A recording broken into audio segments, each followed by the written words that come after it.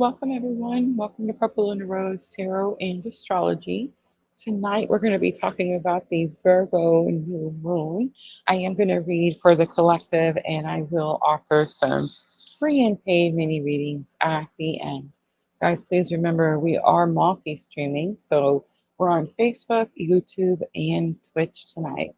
Welcome in, everyone. I'm just going to open up my notes real quick while everyone starts to come in. So, guys, an interesting fact about the Virgo new moon that we're going to talk about tonight is there's actually two Virgo new moons this year. Um, how interesting is that, right? Wow, look at the commercials. Okay. Um, so I found that not too shocking, since I did the astrology calendar for this year. I did remember that we had two new moons. This isn't exactly what they would call a black moon. Hi, divine timing. Because it doesn't fall in the same calendar month. Now, there's actually two different meanings to the black moon, like if it's the fourth new moon in a season, and that's possible. I actually didn't check on that.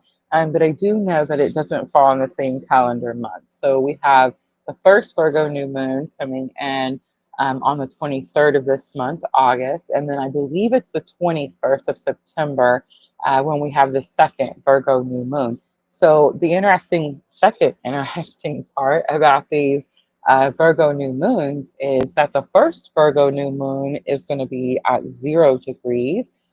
So this is like where everything is really fresh, very new type of energy. Remember, I talked about the degree theories a little bit. Sometimes I'm still very new to it myself. So, but what I do know is that the lower degrees on your chart are going to be like something you're new at, right? Something you're learning in this lifetime, and the higher degrees are something you're mastering in this lifetime. And we all know that the 29 degree, which is the last degree before it moves into the next sign, is what they call a critical degree, right? It's like when you really got to master something, you really got to learn something before you can move on to the next sign. So that's what's happening with the second new moon that's coming in September. So very interesting new moons here for the next few moon phases, right? All right, let me open up my notes. All right, so here's the overall vibe of this Virgo new moon. I got a little video for you guys. Hi, Sherry, Vanessa coming in on Facebook. Welcome, ladies, welcome. All right, so video should be playing there on all the platforms. And everything is looking good. Perfect. Mercury is out of retrograde, guys. Isn't that nice? Now, don't forget, of course, we do have what they call the shadow periods. But oh my gosh, it's like this release, this time, Mercury going direct is such a quick release. It's like things are suddenly moving very quickly, very smoothly. And I'm definitely appreciative of that, right? All right, back to my notes.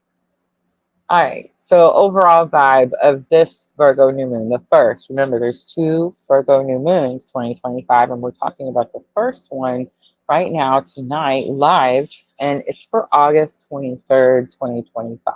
It's going to be a potent reset. It's definitely practical magic energy, raw, grounded potential meets a spark of inspired self-expression. I put on your screen there, but it's about planting seeds of service with heart. It's refining your unique offering to the world and starting fresh routines that align with your inner fire, which you just actually resparked during Leo season, right? So this, think about it as precision meets passion, detail meets devotion. That's this Virgo new moon. So the way I've decided to talk about it tonight, I've split it up into, we're going to talk about the divine feminine energy with this Virgo new moon first. And then we're going to talk about the divine masculine energy with this Virgo new moon second. Diana, welcome.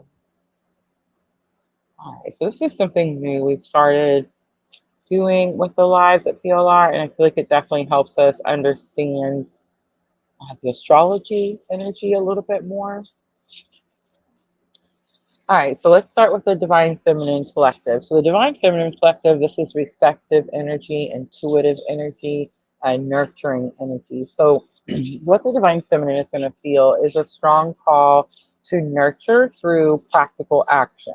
So desire to heal, organize, and create systems that support life and well-being. There's a heightened sensitivity to disorder, internal and external, a spark of creative confidence. That's that Leo energy we're just got done going through. And it wants to infuse service with personal flair. The biggest challenge with this first Virgo new moon, the Divine Feminine Collective may feel, is an overwhelm from seeing all the details that need fixing. It's like this broad, expansive picture, and you feel like you have to do everything at once, right? Critical inner voice, dampening the Leo inspired spark of confidence, risk of neglecting self nurturance while tending to others, perfectionism, freezing. This is something that is really important because this is something that happens with that 0 degree theory. And remember, this Virgo, the first Virgo new moon is at this 0 degrees. So remember, the second Virgo new moon, 29 critical degree, the first one, 0 degree. And you're going to hear me talking about this freezing up energy a lot tonight because that's going to be the biggest challenge, I think, for the collective as this new moon comes in. All right, so here's how the Divine Feminine can overcome and harvest. So you want to start small and start now. Embrace that 0 degree with a beginner's mind. So like one tiny practical step at a time. You want to infuse service with joy. You can ask yourself, how can this act of nurturing or refining also feed your spirit? You can add beauty, creativity, or personal expression to practical tasks. And discernment over criticism is going to be important. Use Virgo's keen eye to identify what needs care, and then apply Leo's heart to act with compassion for self and others without judgment. Sacred grounding, which I believe I put on the video as well. This is where you connect deeply with the earth energy because, again, that's Virgo, to stabilize the nurturing energy. You can do this through herbalism, gardening, and mindful cleaning. I did some mindful cleaning at work today.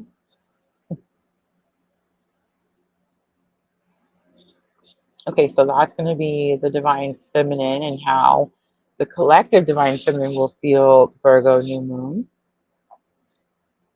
So let's talk about how the collective Divine Masculine. Okay, so collective Divine Masculine is going to be active, protective, and providing energy.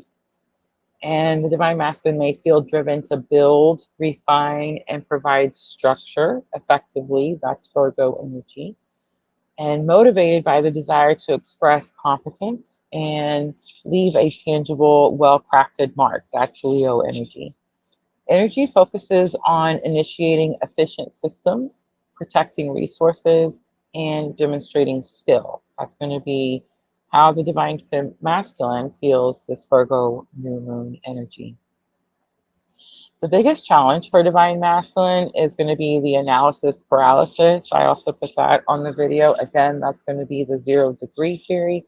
It's overthinking the perfect plan before starting. In other words, you just keep thinking about the perfect way of doing it, but you don't actually take like the first step. Ego energy, which is from the Leo side, could be feeling bruised by the perceived imperfections of the plan.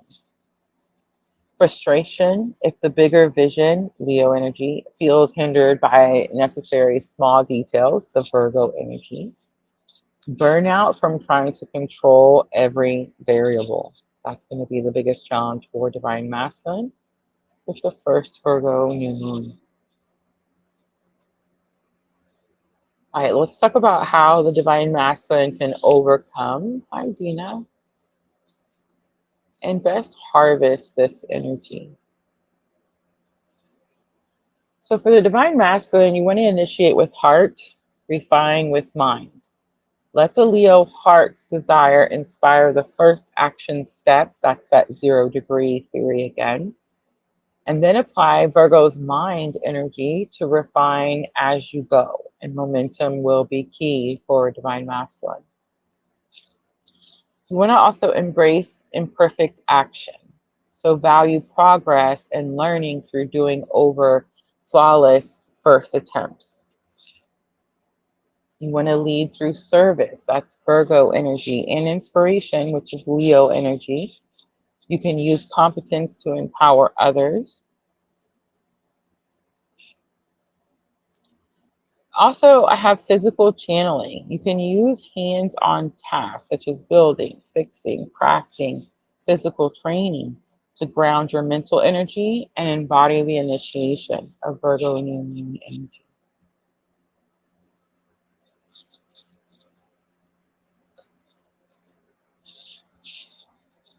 Okay, so that's what I have for the collective energies. Let's break it down into the 12 rising signs. Guys, if you're just coming in, we're talking about the first Virgo new moon. There's actually two Virgo new moons this year. Not in the same calendar month, but we do have a Virgo new moon at 0 degrees on August 23rd.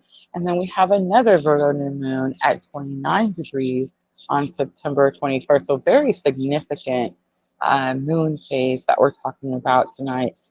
Yes, if I wanted to ask a question, absolutely. Um, yeah, that's totally fine. That's totally fine. And then I'm going to read for the collective, and then I'll offer some free and paid mini readings after the collective. All right, so breaking down the first Virgo new moon at 0 degrees. And remember, collectively, this is about fresh starts, first steps, and what we want to watch out for is going to be that analysis paralysis energy, right? Like where we overthink things and we don't actually start. We don't actually take that first step. All right, so let's talk to the 12 rising signs, and we're going to put the focus, of course, on where Virgo lands on your chart, right? So let's start with Aries rising. Virgo is going to be your sixth house if you have Aries rising. This energy is initiating new health routines, work systems, or acts of daily service. Wanting to be effectively productive, Aries rising. The challenge for Aries rising could be impatience with details, starting too many small projects, and neglecting rest in the drive to get things done, right? The best way for Aries rising to harvest Virgo new moon energy is going to be start one simple, sustainable habit, either a health area or work area, and then organize your tools in your workspace and serve efficiently. All right, so Taurus rising is going to be next. So if you're a Taurus rising, Virgo is going to be in your fifth house. And so the energy that you're going to feel with this first new moon is going to be bringing precision and devotion to your creative projects, romance, and joyful self-expression.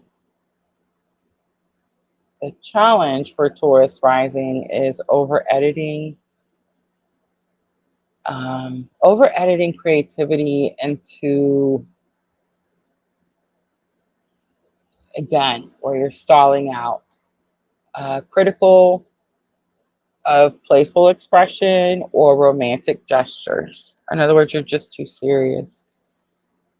The best way for Taurus rising to harvest this Virgo new moon energy is going to be to start a creative practice focused on enjoying the process. So, plan a simple, heartfelt gesture or refine a hobby or skill. Gemini rising is next.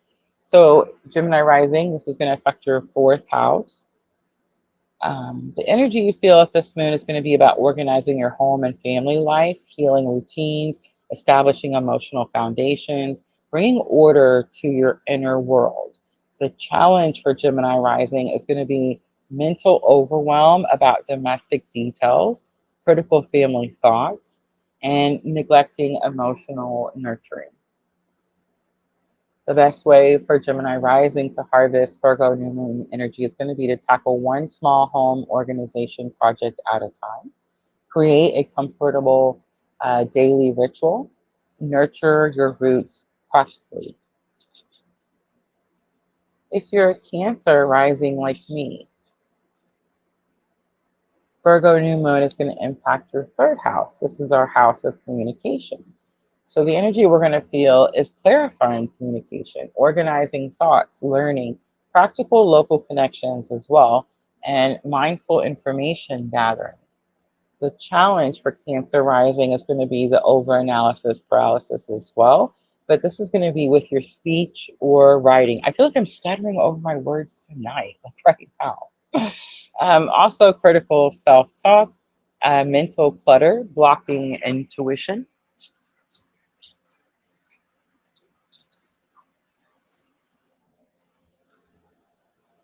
Um, the best way for Cancer rising to harvest this energy is going to be start journaling for clarity, organize notes in your contacts, initiate helpful conversations, or um, run local errands mindfully.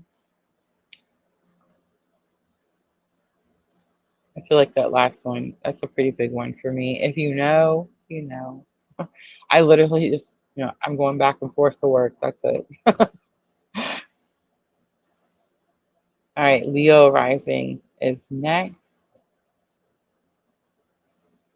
So, Leo rising, Virgo new moon is going to affect your second house. And the energy here is going to be refining your values, building practical resources or skills, initiating income streams, grounding self worth, and tangible competence. The challenge for Leo rising is going to be ego tied too tightly to finances or possessions, critical of your own worth or value, neglecting practical steps for big financial dreams. The best way for Leo rising to harvest the Virgo new moon energy is going to be to create or review a simple budget, start developing a marketable skill, and appreciating your existing resources practically. All right, if you're a Virgo rising, the Virgo new moon will impact your first house. And this energy is, again, powerful reset. And this is a powerful reset of your self image because, again, first house, self image, health, and really your approach to life in general. This is initiating personal refinement and dedicated service. The challenge for Virgo rising is going to be intense self criticism, overwhelm about perfecting yourself, neglecting the bigger picture of who you are. And the best way for Virgo rising to harvest this new moon energy is going to be start one small act of self care or improvement, dedicate time to a service that reflects your true self, and embrace being a work in progress. I feel like Virgo rising, the challenge is definitely, I guess, a little stronger than the other signs.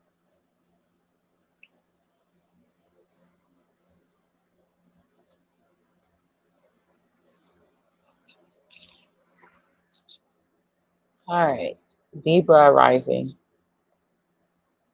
So if you're a Libra rising, this Virgo new moon is going to impact your 12th house. And the energy you may feel with this new moon, this is about organizing the subconscious, healing through practical solitude, or service, refining spiritual and intuitive practices. It's order behind the scenes for Libra rising. The challenge for Libra rising with this new moon could be critical of hidden flaws or intuition, overanalyzing dreams or subconscious, and neglecting practical grounding for spirituality. The best way for a Libra to use the Virgo new moon energy is going to be to start a simple meditation or journaling habit, organize a private space, or engage in quiet, practical service anonymously. I don't know. I don't know what Buster is barking at, but William just came and told me they're going to get pizza, so I'm super excited about that.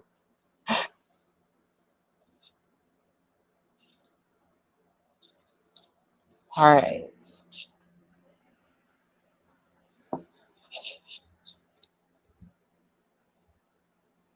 Okay, my favorite, Scorpio rising. Ready? So this is going to impact your 11th house. So the energy with this Virgo new moon could feel like refining your group involvements, initiating practical humanitarian steps, organizing shared goals or networks, and effective collaboration. The challenge for Scorpio rising is overly critical of friends, groups, or efforts, distrust hindering teamwork, focusing on flaws in collective visions. And the best way for Scorpio rising to overcome and harvest the Virgo new moon energy will be to offer practical help within a group, start organizing a shared resource, and focus on the service aspect of community. That's going to be Scorpio rising. All right, next we have Sagittarius rising. We're almost through them, guys. And then I'm going to do a quick read for the collective, and then we'll jump to those free and paid mini readings. I do have a special analysis paralysis reading for those of you that feel stuck in something, right? And then I have a special, I know it probably says one or two cards on there, but I actually have a 3 card spread for the Virgo New Moon. And that is a free reading, guys. No list tonight, but I will pick a few of you at the end. Hi, so we're at Sagittarius rising. This is going to impact your 10th house, the Virgo new moon. This is initiating career refinement, building professional reputation through competence and service, organizing long-term goals. The challenge for Sagittarius rising could be chafing against necessary details and routines, critical of authority or career path, neglecting small steps for big ambitions. The best way for Sagittarius rising to harvest this energy is going to be take one concrete step towards a career goal, organize your professional space or tasks, and dedicate work to a higher service.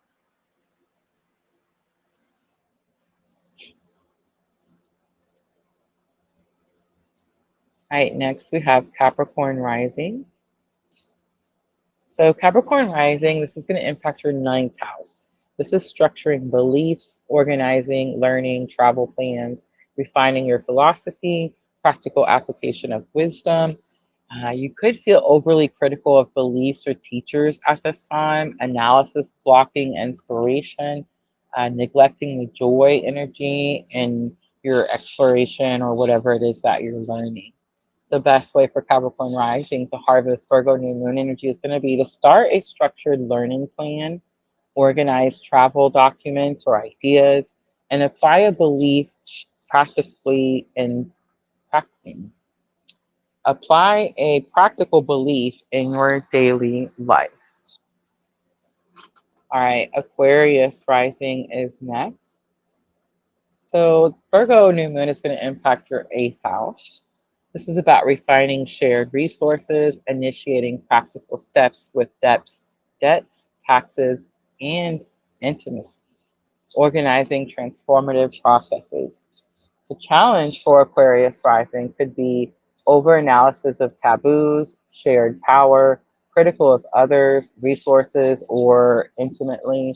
Detachment hindering practical merging. So the best way for Aquarius rising to harvest the Virgo new moon energy at 0 degrees is going to be to review or organize financial paperwork, initiate a practical conversation about shared resources or intimacy, and approach transformation methodically.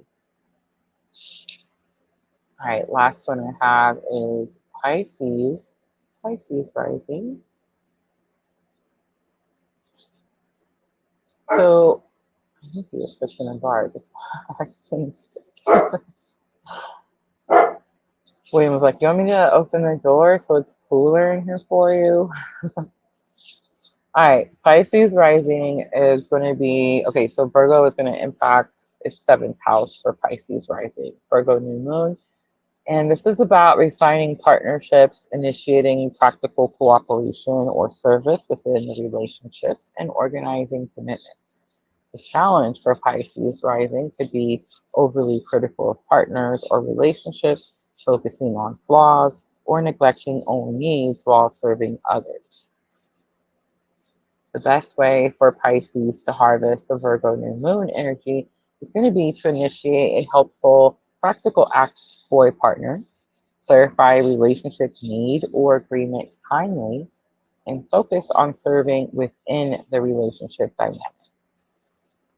All right, key theme for all. Start small, start practical, infuse it with heart because that's what we just gained as we move through that Leo energy, right?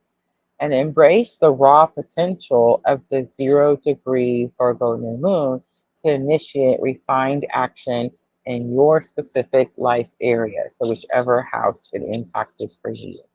Discernment is a tool for effective service, not a weapon for criticism. Don't be so hard on yourself. Let the Leo sun energy remind you that, or the Leo energy you just sparked as you went through Leo season, remind you that even the most practical act gains power when done with devotion and a spark of your unique self, which is the Virgo new moon energy. All right, guys, that's what I have for the very first Virgo new moon at 0 degrees. Hannah says Luna's looking for the dog. I sometimes I'm waiting for him to bark and he hasn't done it yet. And then it's like when he does, I jump. You know what I'm saying? So it's like, oh my gosh, come on now.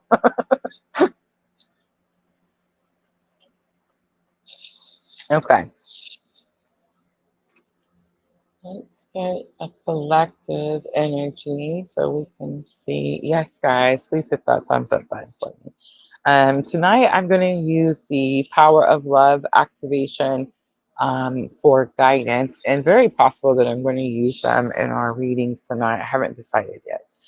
But we're going to start with a collective reading. I'm going to start Divine Masculine, then Divine Feminine, and the Bridging Energy with the Sacred Traveler.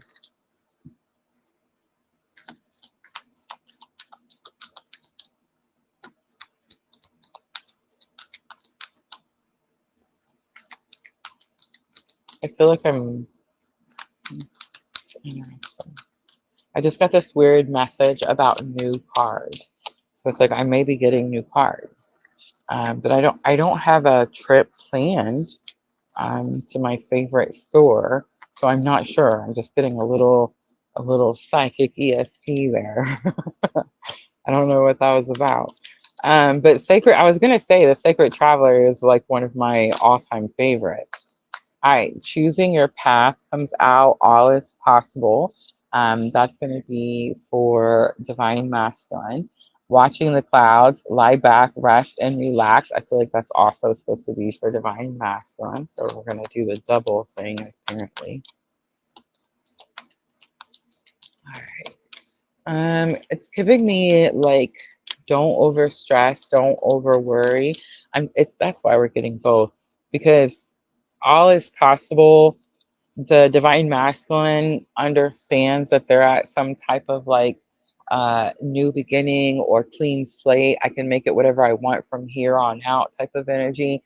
And what you're supposed to be doing is um, what was it I said earlier today? I was being a smart ass, but I made the comment, and it was like when I made it, I knew I was going to repeat it tonight. Um, but I can't even remember how I said it, but it's just like I'm pretty much at this point in my journey.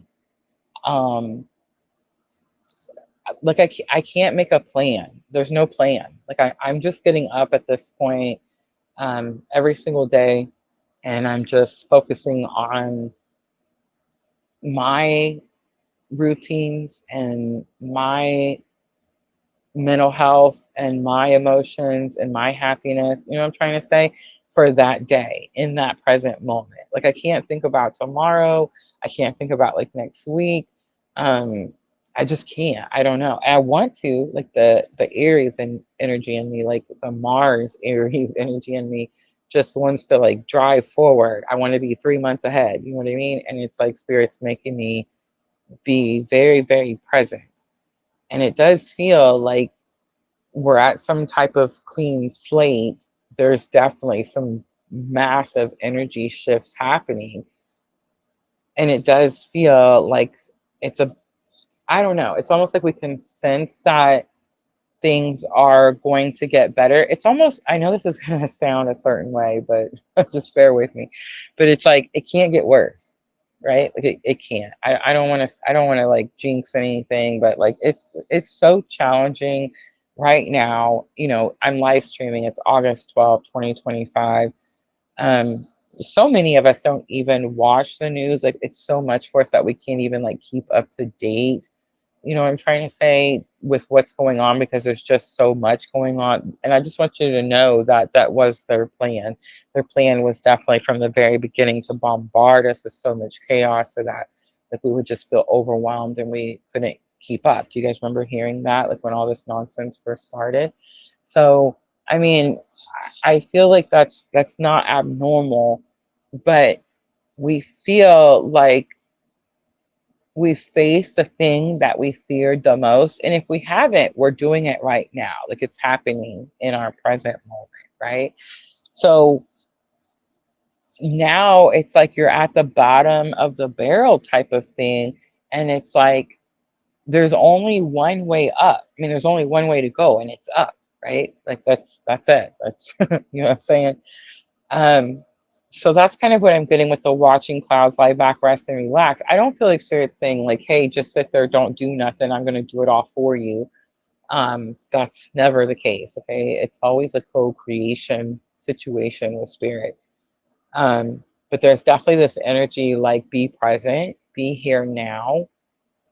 It's almost like, I don't want to say it doesn't matter, but it could potentially not matter if we're not in alignment. Like, why plan next week if you can't figure out today, right? Does that make sense?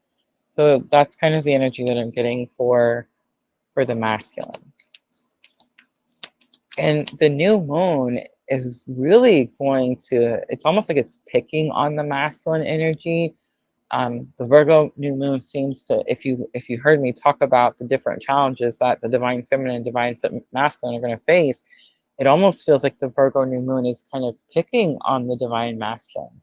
It's almost like it's a little bit um, more tolerable, I guess, for the divine feminine, and it definitely feels like the Virgo new moon for the divine masculine energy is much more um, forceful. They're definitely going to have, struggle with the um, like analysis paralysis. And that's another thing. Like the lie back, rest, and relax. Again, spirit's not saying like don't do anything. It's definitely co-create. You're co-creating with spirit, with the universe, right? You're at this clean slate and you get to like start something new. You get to climb up from the bottom, right? And so it's like it's going to happen anyway. There's no need to like overthink the situation. And I think that's the lie back, rest, and relax part, right? Not necessarily to, sit there and don't do anything and wait for it to fall in your lap. That's never going to be the case. I know that's hard for divine masculine to hear. Divine masculine is the energy that wants like the millions to fall out of the sky, wants to scratch a lottery ticket and God just give him all. And you know what I'm saying? Divine feminine wants to create. It's like she knows that she has to put something out there in order. You see what I'm trying to say? Like there's an energy exchange. Divine masculine is like, just waiting for things to fall out of the sky. And I'm not saying that divine masculine doesn't manifest things falling out of the sky from time to time. But again, it's a co-creation, right? So it's like spirit met you halfway. And now I feel like spirit's asking you, divine masculine, to meet spirit halfway, right? All right, let's do the feminine energy. And I'm going to pick two: crossing bridges and miracles. Crossing bridges, it's time for healing, connecting, mending, and releasing. Miracles says expect the wondrous to emerge. Um, I don't feel like there's That's so wrong, Rosa. Why would you say that? Okay. I was about to say for the divine feminine that I don't feel like there's any type of connecting or anything like that going on, but that's not actually true because there's a lot of healing going on for a divine feminine. So you're connecting with your divine energy, right? It's like as you move from your wounded feminine and you're healing, you're connecting with your divine energy. Um, and it is a time of releasing for divine feminine. I feel like for divine feminine, you've went through this cycle, um, and I can speak so confidently because I also am right here with you in the same boat, right? But it's like you went through this cycle where you kept repeating something over and over, and it's going to be something that you told yourself each time it ended. That's it. I'm not doing it again. That's the last time. I'm going to take care of me now. I'm going to heal. I'm going to focus on me. I'm going to self care, yada, yada, yada, right? I think this Virgo new moon. So the last new moon we experienced, the Leo new moon, that was like the spark. That was the like the beginning of the rest type of thing, right? Like the beginning of the rest of the year. It definitely is. I don't know. There's like a different energy between January, really, since Pluto went into Aquarius. So like November, December, and then January all the way up until July. And then as July came in, that Leo new moon, or the end of July came in, the Leo new moon came in, that gave us this like spark of hope, right? And that's going to be like towards end of July. As we're coming into this Virgo new moon for divine feminine, because you got this like spark of hope, you've went through this massive healing. I do believe that there's a lot of connecting to like higher self. For me, it was a lot of like higher self, ancestors, that type of energy. But I think what's really more important is the releasing part, because you finally there's like an end to a loop. There's an end to a cycle. It's like you broke out of the loop, whatever it was that you kept doing over and over. You no longer do that anymore. So, like, let's use, for example, let's say somebody out there, because a lot of you out there, so I'm not picking on anybody specifically. It's all of us, okay? It's all of us. But we weren't standing up for ourselves, right? Like we were letting people walk on us, and we were letting people talk to us like a certain type of way, and we kept like allowing it in order to keep the peace, right? Due to whatever fear we thought would happen if the peace was broken. So it was like we kept allowing that over and over. So, for example, you have started to speak up for yourself. You have started to say, hey, I'm a human and you can't talk to me that way. Or you've removed yourself from a situation, right? You've set a boundary and you've started enforcing the boundary. And I'm not saying that we do it every single time, but it's now to the point where we're doing it so much that we're healing, right? And we're releasing the things that were not serving us, the thing that we were, the cycle that we were stuck in. right? And I do feel for Divine Feminine that because that is happening, you're experiencing a lot of rewards. I feel like when I was, like doing some private readings this week, I noticed that it was kind of like the rewards are coming in little bit. It's a little bit of this, a little bit of that. And it's like a little leniency here and a little breathing room here and a little, you know what I'm saying? Like that type of thing. It wasn't anything that was like, oh my gosh, miraculous, right? But I do feel like as we see, it's almost like the star type of energy. There's this, the tarot card, the star, where you see like all the stars in the background. They look like little snowballs, and that card represents like things starting to snowball in, and that's kind of the energy. Like it's one tiny little thing, another tiny little thing, and it just keeps coming, and it's building and it's building, and that's what gives us this energy, like something good is coming, right? The story time kitchen. Hello. Okay, so that's going to be divine feminine energy. I do feel that you're starting to experience rewards, and potential for something miraculous, something big to emerge, because you have chose yourself, because you have gained some type of wisdom, because you have healed and closed out some cycle that you kept repeating. And I just want to say that that repetition of that cycle could have been anywhere between now and the last 2 years, now and the last 5 years. All right, bridging energy. So remember, the bridging energy is going to let you know, like, are you in the right group, right? Like, are you watching the right page?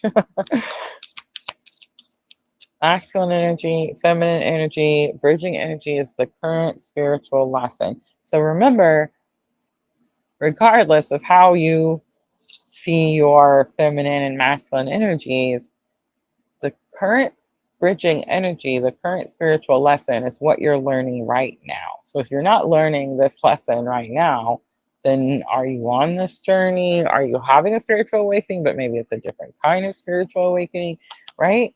Okay, so we have breaking trail, a breakthrough is at hand, and we have travel lightly, simplify your life. On the bottom, we have surrendering to the journey, release control. So we're all releasing control. We've all surrendered. We've all realized that like our way was just not working, right? It gives me Six of Swords energy, Gemini, Libra, Aquarius, definitely giving me like that, like following spiritual guidance, going from the chaotic waters to the calm waters. You know what I mean? It's giving me that type of energy. All right.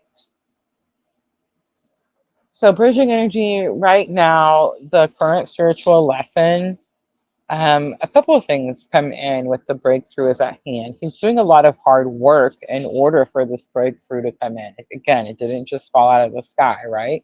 And simplify your life comes out, travel lightly as well. So that gives me this energy like we've all surrendered. We've all decided that like our way was, not working, and we decided to follow spiritual guidance, right? And I do feel that a lot of us are, um, there's a lot of ways that the travel lightly card can like uh, relate or resonate. Um, we're like, for example, here's an example. We're minimizing. A lot of us are going from like great big giant homes to smaller homes, right? A lot of us are getting campers, right? Guys, I found another camper that I like. That I think this one may be the one. Fingers crossed.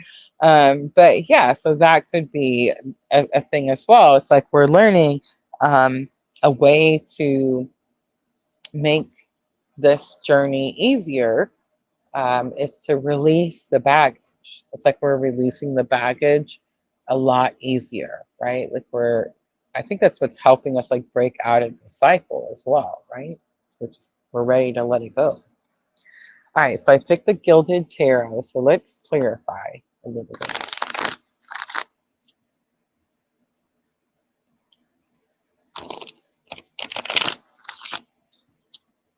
Dina says, my way was definitely not working. Same. Same. Jenna, welcome. Virgo New Moon, guys. And I know you're going to get a little deja vu in about 28 days because we have two Virgo New Moons this year. Two Virgo New Moons. All right, Divine Masculine. So we have Six of Pentacles coming out. Six of Pentacles is getting help, the scales balancing out.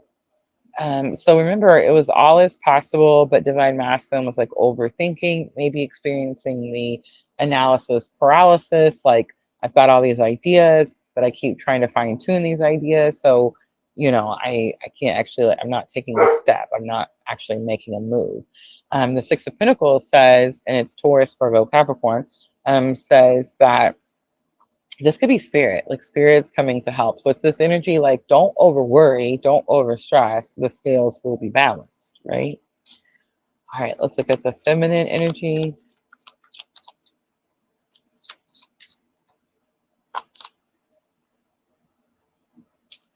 All right, so it was crossing bridges, which is the healing card, and expecting miracles, which I felt was like spirit saying, like, you're going through this healing, you're closing out these cycles because you're doing all this releasing. So I'm sending these rewards. And it's not like I'm sending rewards. It's not like you're good, here's a reward.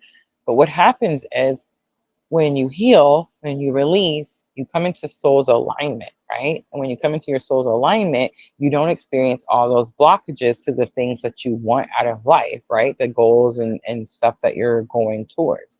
It's like when you come into alignment, you remove all those obstacles and blockages. So that's why it seems like all of a sudden the rewards start to snowball in. So spirit's like making me say, it's not like you're like, oh, you're getting a treat because you did something. It's not like that at all. The reward is alignment, right? All right, so Three of Wands comes out, which is big confirmation because the thing that you did was you took steps or you took action towards your future, towards your goals, towards the things that you want out of life, right? Wand energy is going to be Aries, Leo, Sagittarius.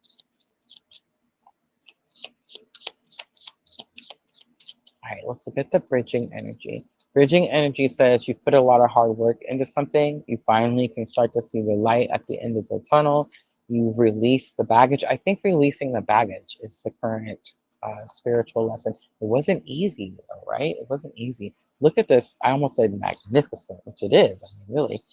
Ace of Pentacles comes out of the Gilded Tarot. New beginning, new offer, clean slate. Look at this. Two of Cups on the bottom. Didn't see that coming. That's soulmate energy. It's equal effort. Equal effort. All right, let's pull a guidance card from the Power of Love activation cards. And then jump over to those free and paid mini readings. So guys, today was my first day back to work full time. I don't really know how to feel about it. I was talking to Sandra about it this morning. I sat out in my car for, I don't know, a few minutes. I feel like it's weird because it's like I feel like I had this whole year to like put into PLR and really like make some bigger moves. And we did some, not all of what I wanted to accomplish. Just, life happened again, right? Um, but it was weird sitting there. It was almost, I told Sandra, it was like, I feel like I had this whole year to do this and I didn't. I didn't do it. So I was like, I have to go back so I can save up, so I can get through another winter. Have mercy. I don't know. I'm not sad about it. I'm a little happy about having the extra funds. It's definitely been a challenging year to say the least.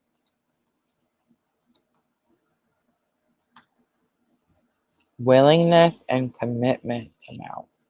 On the bottom, we have action. It says, you have the courage to express the unique, loving colors of your soul. All right. We also have willingness. I feel like this is divine masculine, divine feminine. So for divine masculine, you're able to compromise if the end result is love. For commitment, coming out for divine feminine, you dedicate yourself to your beliefs wholeheartedly, knowing that love is the essence of your very being. All right, guys, that's going to be the collective. I'm just going to leave that there. You guys watch our little video while I clean up. Then I'm going to offer those readings.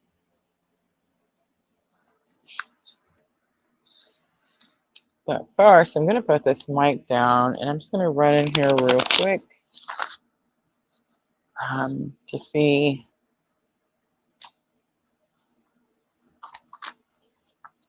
who the killer is that Buster has pinned in the kitchen. I'll be right back, guys.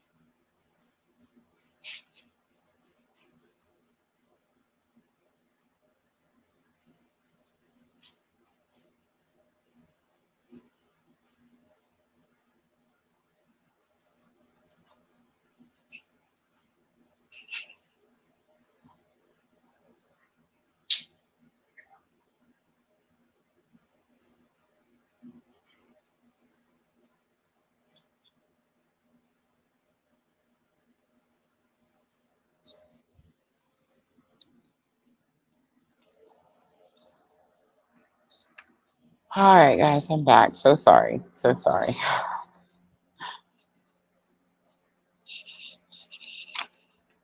She should see my comment since we don't do lists anymore. Very true. I'm definitely going to go back through and check on the comments. All right. Let's see.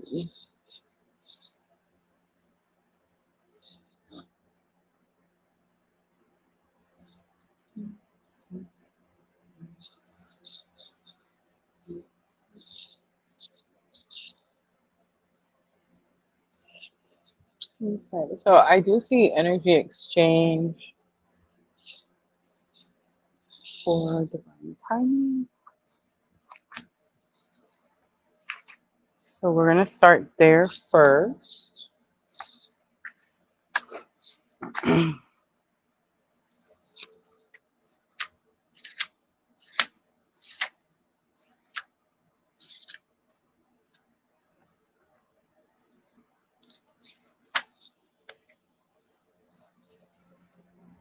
Okay, for analysis paralysis.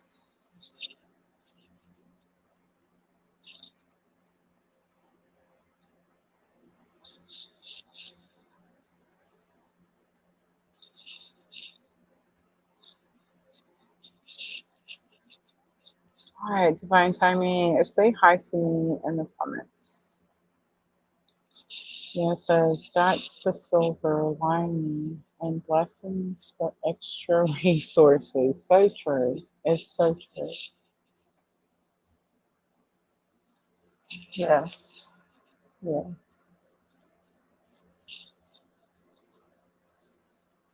So by the next new moon, we should be masters in Virgo energy since the first one starts at 0 degrees. Yes, it's very true. You got 28 days. It's gonna go fast. Notice the video, the analysis paralysis, the background I use. It's gonna go fast. I feel like the biggest struggle is we're gonna overthink and we're gonna be too like the inner criticalness, right? Um, and it may freeze us from like taking a step, right? Like getting started. But by the time we get to the 29-degree um, new moon, it's going to be this energy of, remember, 29 degrees is a critical degree, right? So when it's a critical degree, it means that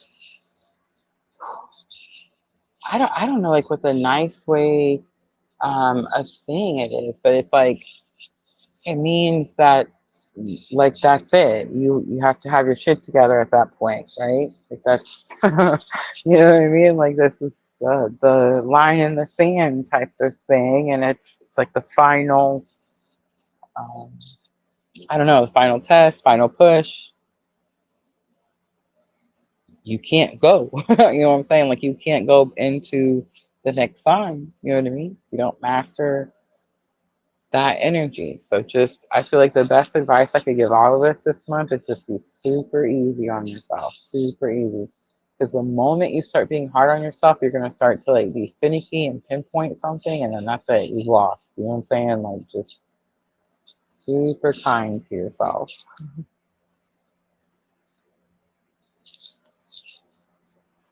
Alright, let me get this screen back and tap on her comments. And then Dina, did you say you had a question too? You can let me know. Let me know in the comments. All right, here we go. Okay, so here is the analysis paralysis. Why are you uncertain of the way forward? How are you making things harder at this time? What are you trying to prove? I'm going to list 3 things that you need to leave behind. What is your first step? And how can you stay focused on your chosen path? And then I'm going to clarify. So,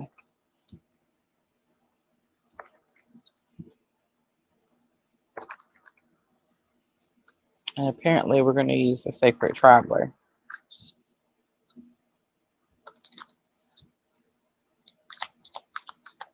Why are you uncertain of the way forward? First light, beginning a new cycle. So the first thing I notice is that it's a culmination of all the seasons.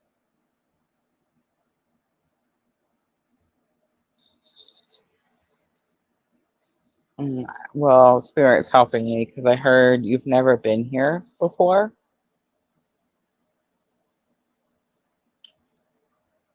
Um, and you may not realize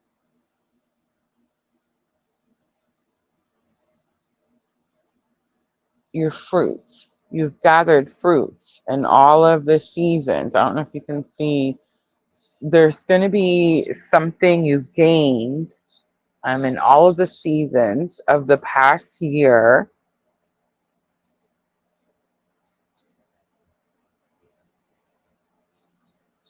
And it's almost like you're supposed to put them together, the culmination. And I imagine the fruits are now going to be like something that is like a material thing, right? So let's say like maybe last winter, I don't know, you learned some patience, and maybe last fall, you last fall we went through some transformations, right? We have an Aquarius. Last spring, you know what I'm trying to say? So it's like you've gained these fruits is what I'm getting, not necessarily resources. It's not like a material thing. And it's like it's possible you're not putting them together.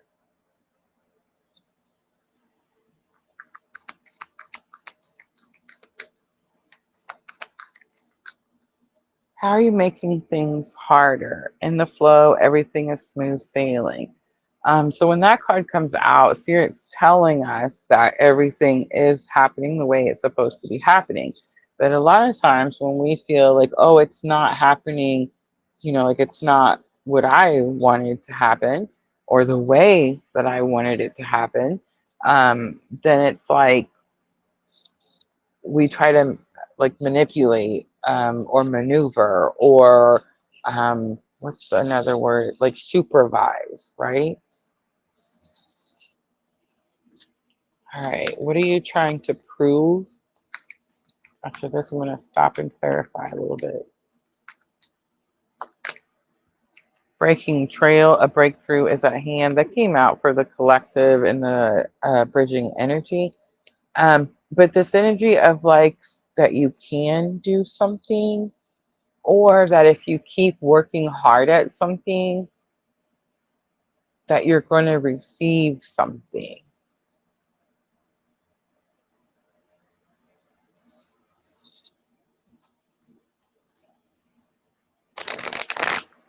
All right, divine timing. Let's clarify a little bit. Beginning a new cycle. Why are you uncertain of the way forward? Um, I got the seasons. I got like you're not putting your fruits together. You're not using all the tools that you've gained in the last all the seasons. So like in the last year, and you could feel like you've never been here before. You've never experienced this energy. The World card, cycle. So it is. It's like you've broken out of a cycle and you've just done that cycle, whatever it was, for so long that you're not sure, like, what the first step is in this new place that you're at.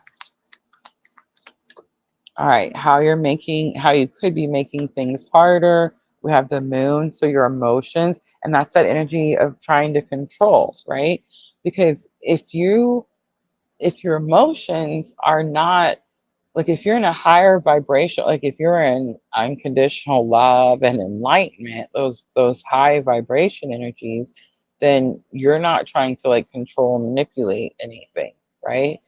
If you're in the lower vibrational energies, like um, guilt, shame, all of that stuff, then it's like that's where you're trying to make things a certain way, right? So you're not in the flow. You're not going with what spirit says because like you're trying to make it a certain way. All right. What are you trying to prove? There's something about like if I work hard, then I get this thing, or I've worked so hard at something.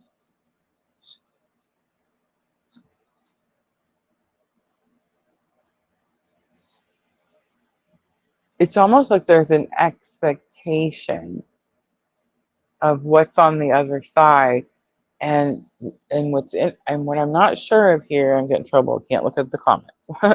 um what I'm not sure of here is there's an expectation. I worked hard, so I expect this thing, but I think there's something about you can expect whatever reward, right? We were talking about that with the collective energies and the divine feminine. But there's this thing of like the how, the when. It's almost like you want to micromanage spirit. Like when spirit says, this is the better time, it's almost like you're saying, no, I've worked really hard and I think now is the better time. It's also this energy as well as you feel like there's something about maybe like scared of other people or what other people will think if you've done something for a long time.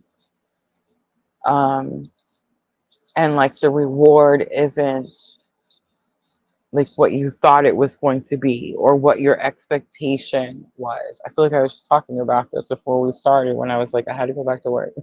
You know what I mean? It's nice, right? It's the PLR is super nice. Like I can, do readings, which is what I love to do. I can, the journals sell themselves. I made new merch, right? I love waking up to seeing I sold a new T-shirt. The UK is taking over apparently. But yeah, like that's amazing. But it's like I make a little bit off each thing. Like I make $4 every time I sell one of those journals. I make like $5.22 every time I sell a t-shirt. You see what I'm trying to say? But it's like, and of course, as it grows, the total will grow as well, right? But it's like when you're building these things, it's like, oh my gosh, how much freaking longer? You know what I mean? Like how many times, how many seasons am I going to have to go back full time so that I can get through the winter? You know what I'm trying to say? So there's this energy here of like you feel like, you know, I don't know, an expectation should be bigger or faster or more, something like this. And we have Wheel of Fortune coming out, which is interesting because Wheel of Fortune is like good luck, good fortune, things finally starting to bend in your favor. So it's like, what are you trying to prove? You're trying to prove it's your turn. That's kind of the energy I get there. All right, now I'm going to look at what you need to leave behind. We're going to pull 3 cards. Ooh, 2 of them fly out right away.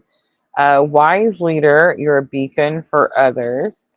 Desert passage, trust that there's a divine plan, and traveling lightly, simplify your life.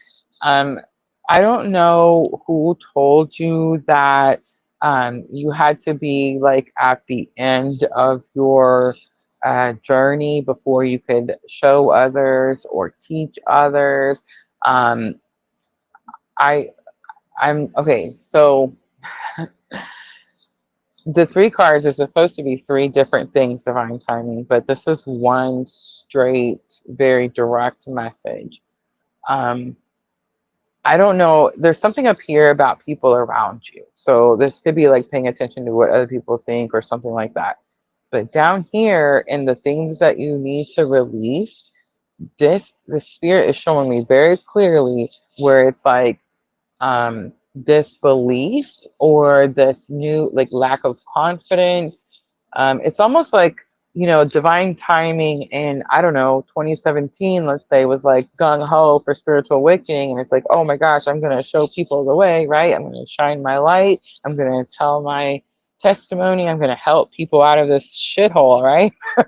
And it's like something's happened, and all of a sudden it's like, oh, maybe I'm not ready. Maybe I'm not supposed to do this. And it's all this type of self doubt. The desert passage is the card that's giving it away. Trust that there's a divine plan, because it shows this path, and he's like at the beginning. He's nowhere near the end. And simplify your life. It's almost like you want to be like, okay, maybe I should just take care of me, and I don't need to help others. I don't need to show anybody anything. I'm just going to keep my light. I'm going to dim it down so I can be like, normal. And I'm just going to keep things to myself, type of thing. That you're going to have to let that go. You definitely have to let that go, especially if you want it to be your turn, right? Like if you want it to be your turn, you're going to have to get louder, right? Doesn't that make more sense? You would have to get louder. You'd have to get out there more often. You would have to tell your story more often. How can you be a beacon for others if you're not out there telling people what happened to you, right?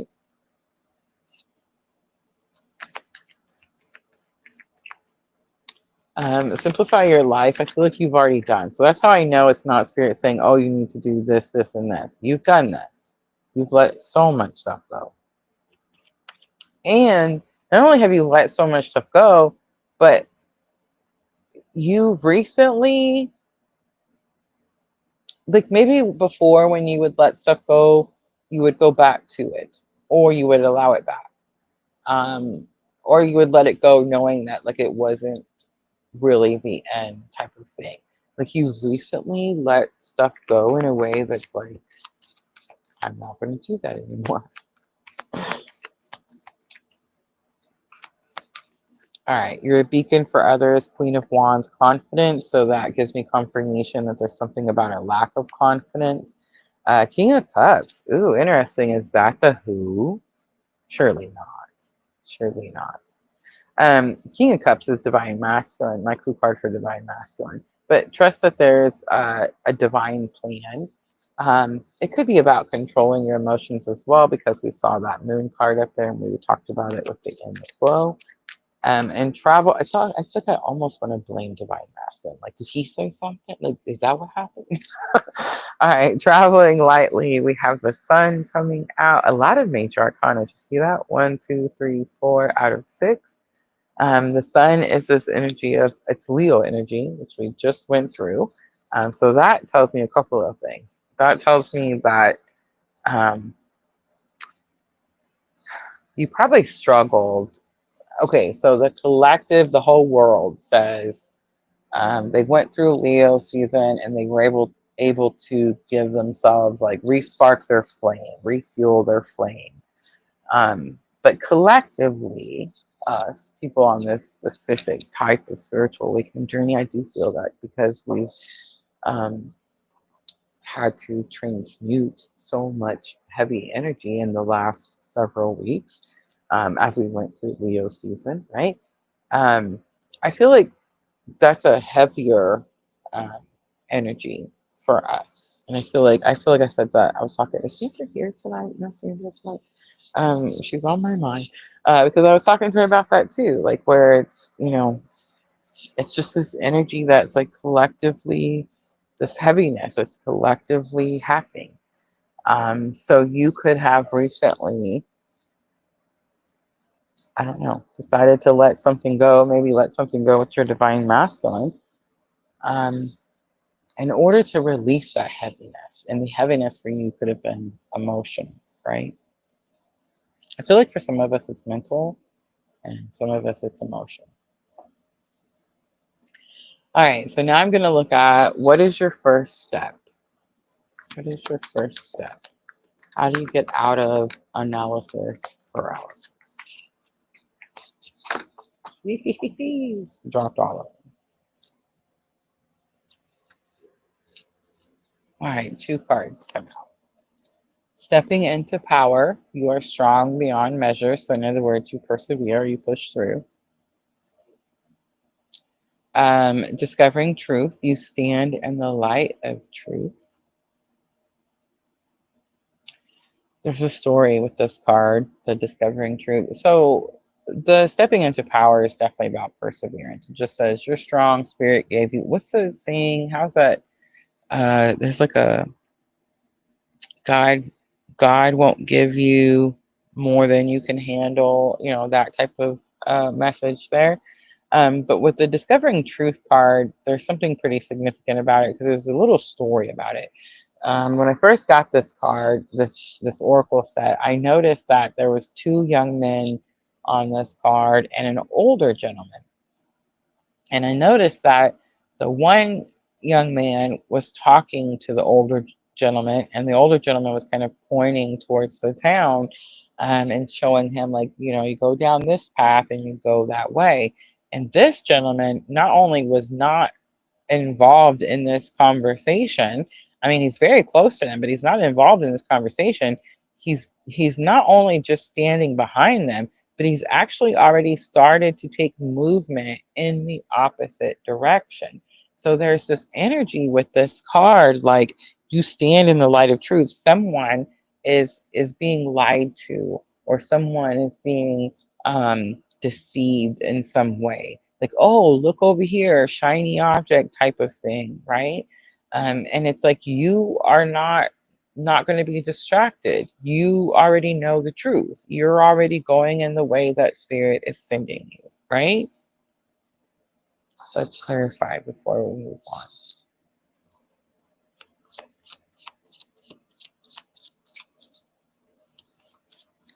You are strong beyond measure. Knight of Cups. Be courageous enough to tell people how you feel. You stand in the light of truth. Look at that. It's partnership energy. Whatever this truth is for you, it's about equal effort. It's about partnership, maybe even spiritual contract, because judgment is on the bottom. Scorpio energy. All right, I think I'm going to use power of love. How can you stay focused on your chosen path? My first shuffle card flies out. Loyalty. Your reliability demonstrates your loving sense of devotion and consistency of being. Unity. You understand that the love shared with another is amplified and has a ripple effect across the universe. That is beautiful. All right, divine timing. I'm going to leave this right here. How you're going to stay focused, stay loyal to your journal. The union card, right? Hannah says, I believe we are never faced with more than we can handle. Facts. Sometimes may seem difficult. Those are the tower moments meant for growth. Yes. I have a shorts coming out in the morning. I'm gonna say I didn't put it out today, but it'll come out tomorrow. Um, I want to who is it? Cat Williams. It's Cat Williams. Um, and he's talking to God. He's like, you've given me too much, Lord, too much for this lifetime. But it's a short. It's a funny one, of course. Um, yeah, I might see it in the morning.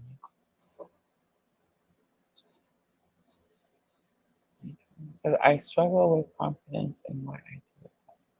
Oh, thank you. I'm glad. I'm glad.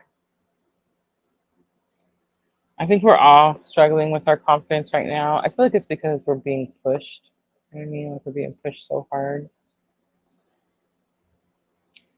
That came out in collective as well. The one card did, yes.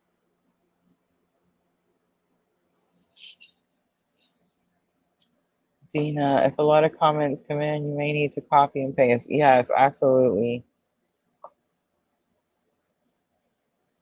I do feel like I'm in new territory. I don't like uncertainty. None of us do. None of us do. And we all feel it's like a gray area because it's almost like the new hasn't really arrived. Does that make sense? So it's like we've left the old, right? And the news kind of like we sense it, we feel it, we maybe even start to see like some of the things start to, snowball in, right? But it's like, I don't know, it's like this weird like grayish area. Like the old is gone, but the new hasn't quite um, you know, like fully blossomed, I guess is the feeling. All right.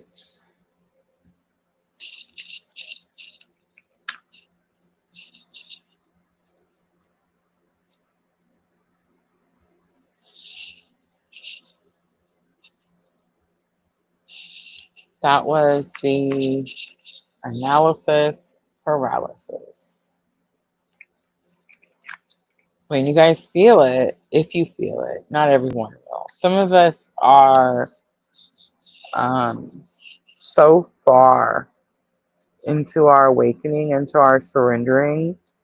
Um, we're so consistent with our daily spiritual practices um, that I can't see those souls experiencing analysis paralysis, right?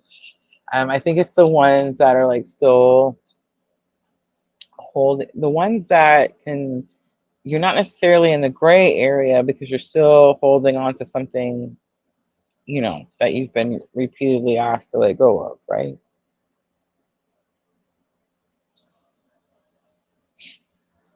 The free Virgo New Moon reading.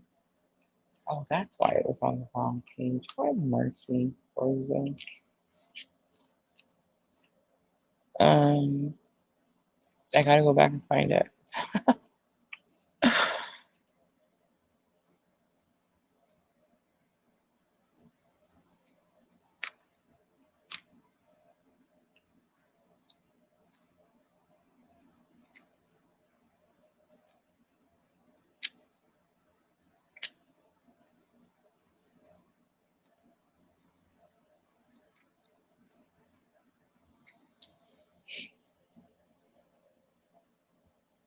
Did Dina cut and paste?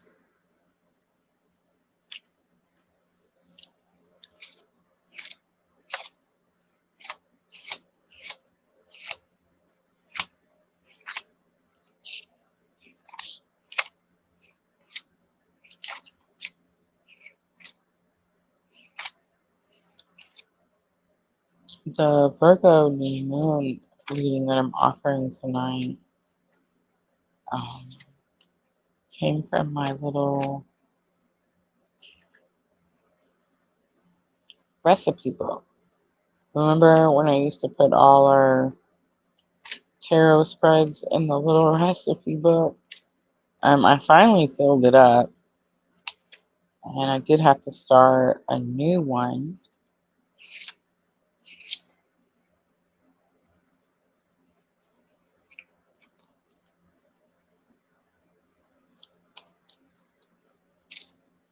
She said, I guess it would fall under analysis paralysis. Where is my... I'm so upset about this.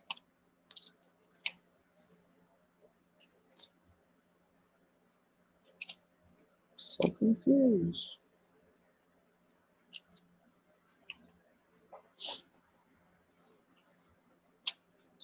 I had it when I started the live, so I know it's in here.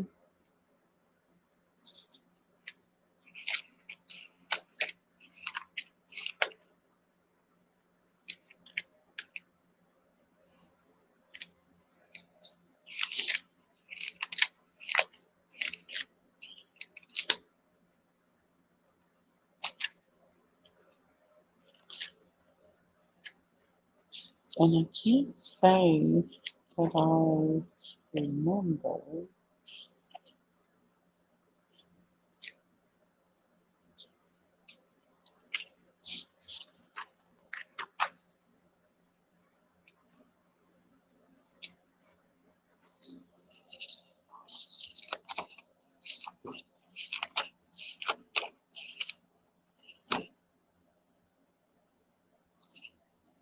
So sorry.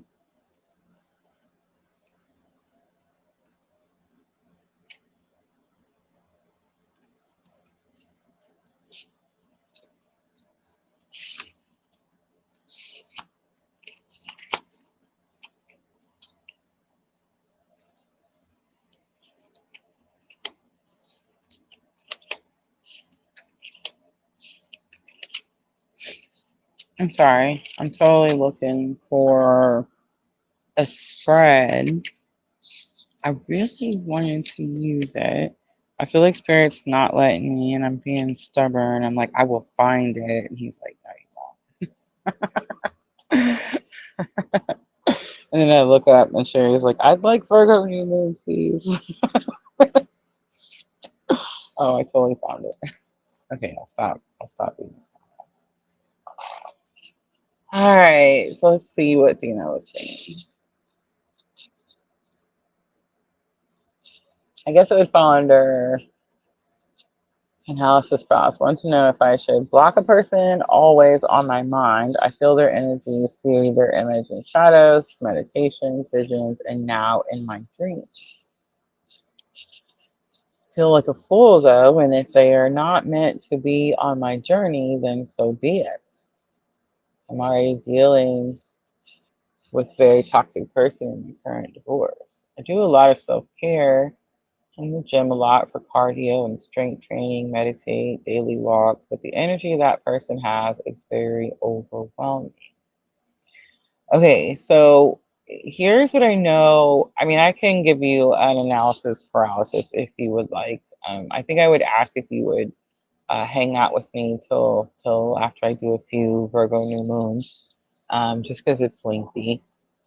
But what I will say is, in my own personal journey, me, Rosa, um, spirit, I want to block, right? I want to block. I want to just block, ban, delete, do all the things, right?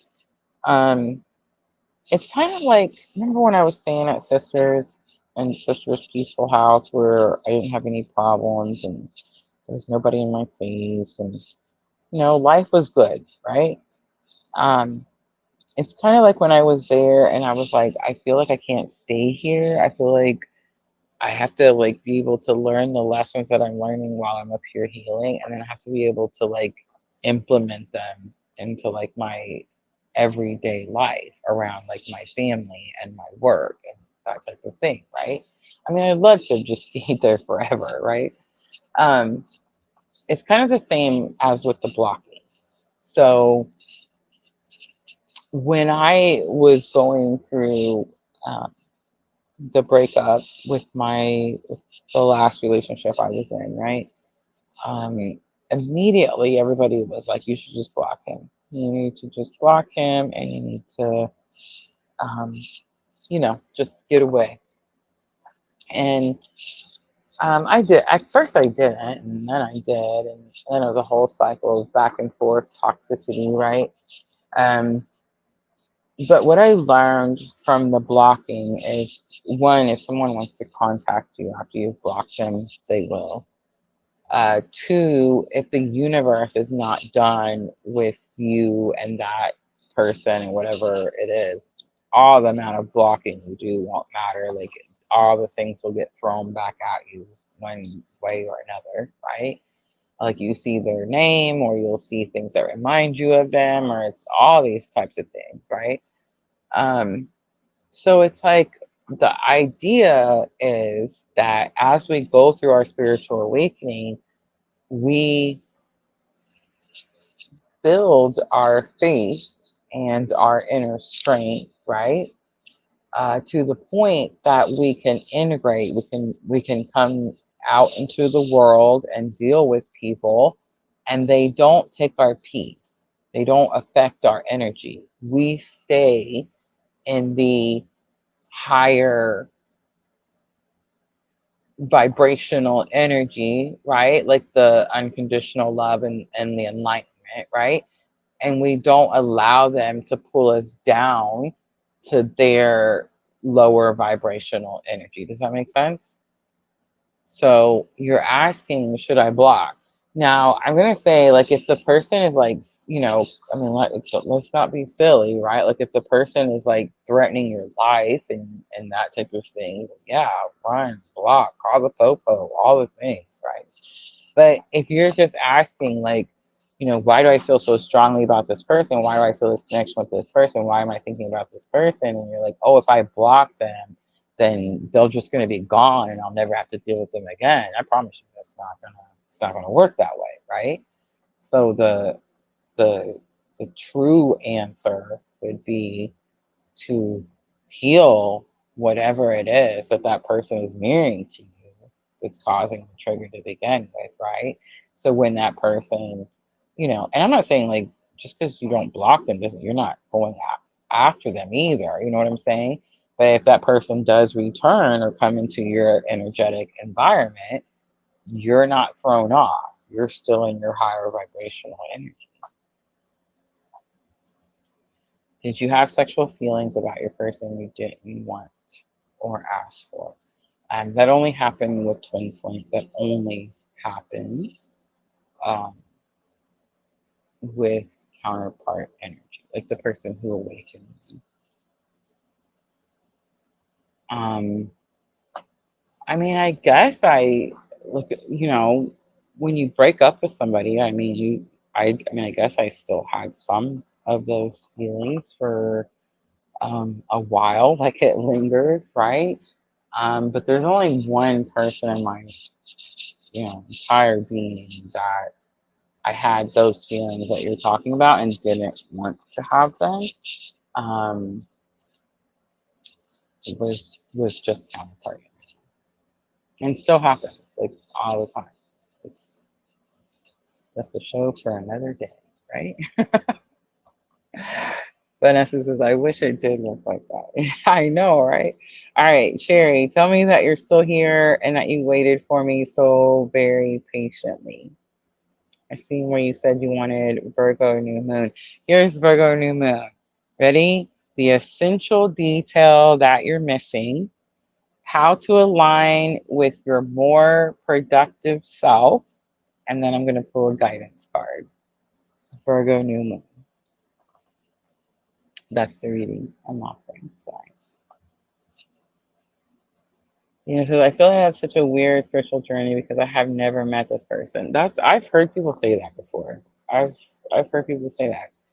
Um, Tina, this journey happened in so many different ways. Like I don't know how to. When I first started, I thought that you couldn't be on this type of awakening if you didn't have someone that you met in the 3D in real life and they awakened you. Like if it didn't happen the way it happened for me, then it didn't happen for you. Like I swear to you, I started this journey with that belief system um, for a long time, with spirit in my ear telling me, like, no, Rosa, that's completely freaking false. And I was like, nah, there's no way. I had people come to me when I started PLR that um,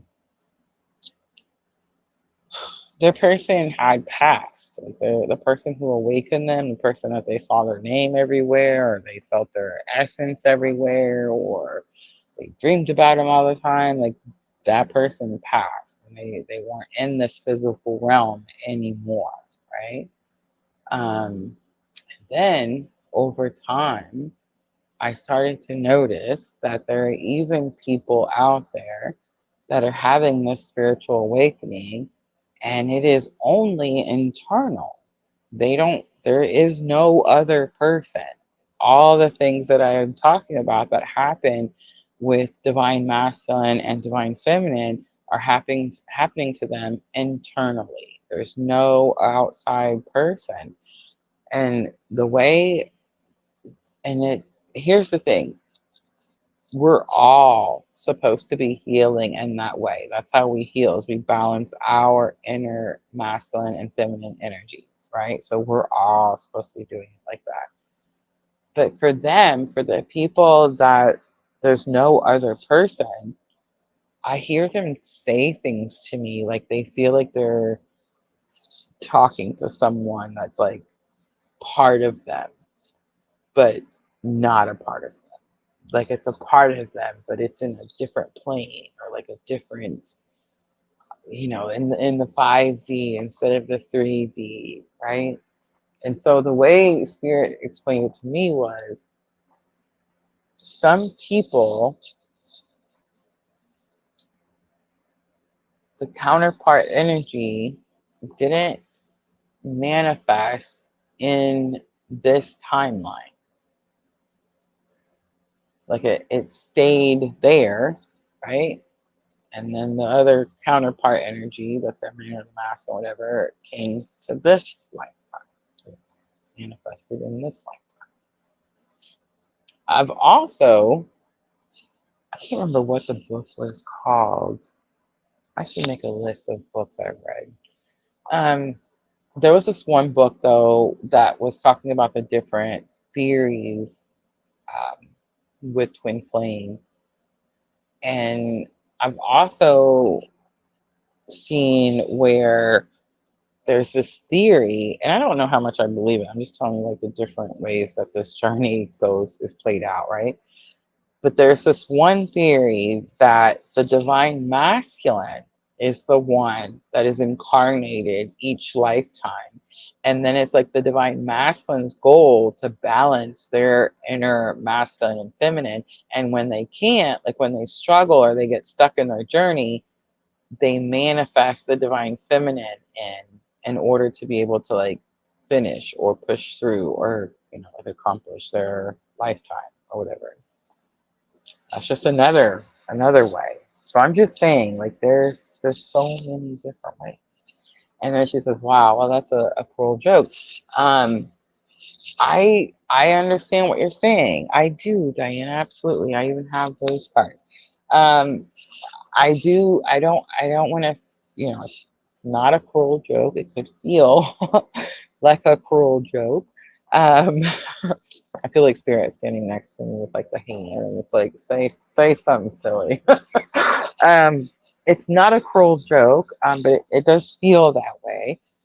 A lot of times when we say things like, "Wow, this feels like a cruel joke," it's because we're focused on the more painful aspects of the journey, right? Instead of being focused on the rewards that the journey brings us. So, for example, for me, when I first started my journey, I was in a 18-year marriage with someone who cheated and lied and was just gross all the time, mean all the time.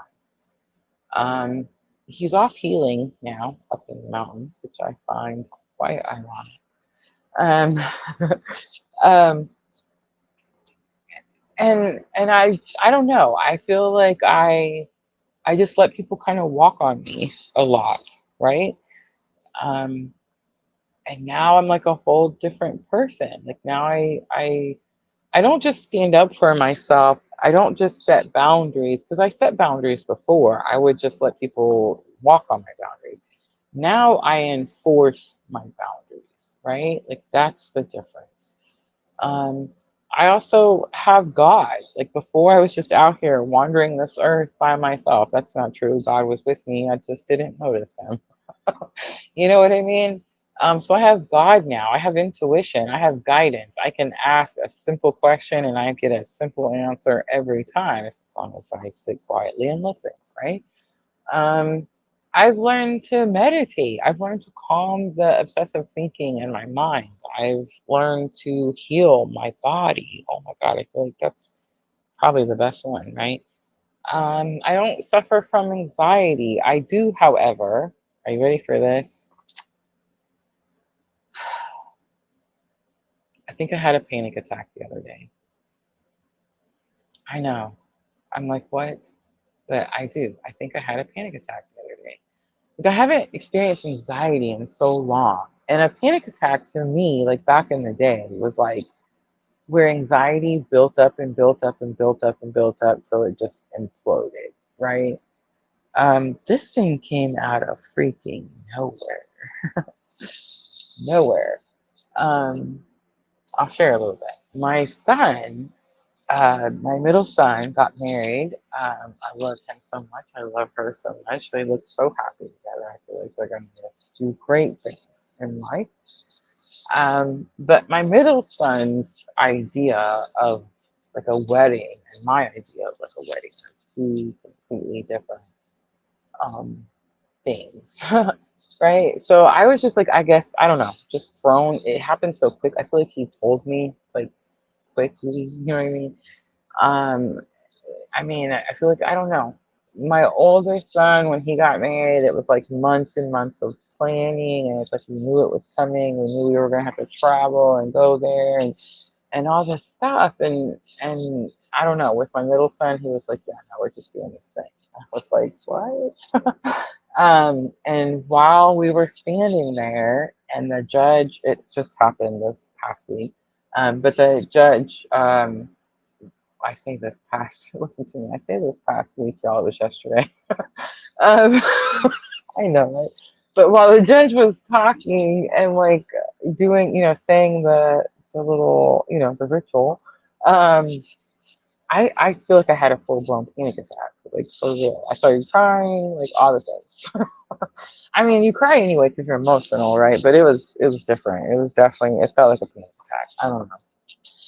And it felt like it lingered, like all the way until like I was in the car ride all the way home. And then it was like once we got closer to home, I don't know, it just subsided. But yeah, like that was the first time I've had one of those in quite some time. That is stable, and now much walk everywhere to get my feelings down. I'm fucked up this open energy. I have a person I live with that call me the worst names. Speak crazy in front of our kids, have convinced our kids that I'm the devil, has done everything to make me suffer, knowing I have no income. Okay. I don't know what to say when you tell me stuff like that, Dina. Like, um, so people come at me all the time and they're like, I'm in this relationship and this bad stuff is happening to me. Well, I can't tell you like, hey, take your kids and leave. That's a you decision, right? So your options, I can tell you what your options are, okay? Your options are that you can stay there and you can figure out your finances and continue to save money or whatever it is you're doing, and you can continue to strengthen yourself. So like we said earlier, so like other people don't like impact your energies, right? I don't know how well that would go with like protecting your children from that situation. um, but you could do that. Like you could stay there, make yourself strong enough that that person doesn't impact you. What they say doesn't matter to you, right?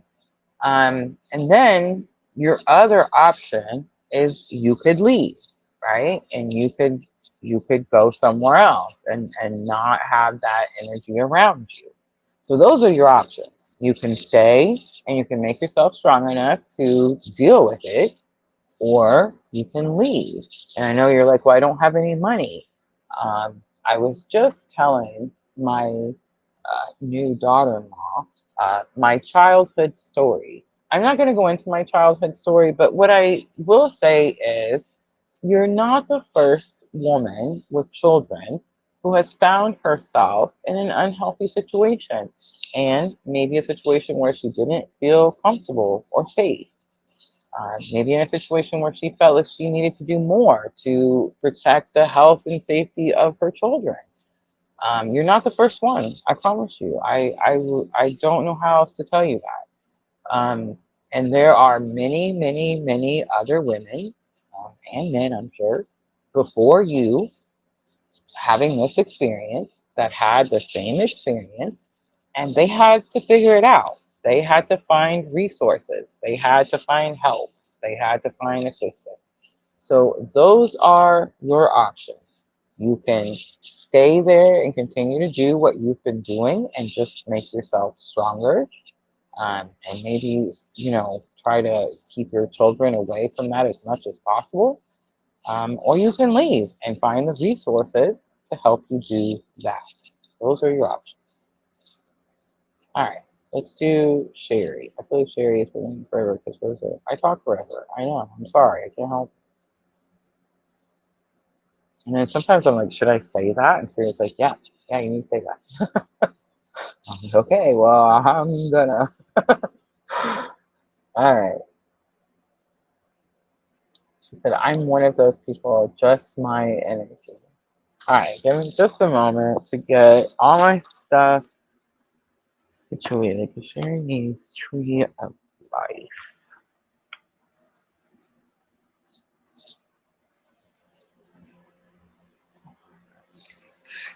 All right, Sherry, here's how we're gonna do it. I'm gonna do two tarot cards, and then I'm gonna pull a guidance card from the tree of life. Ready?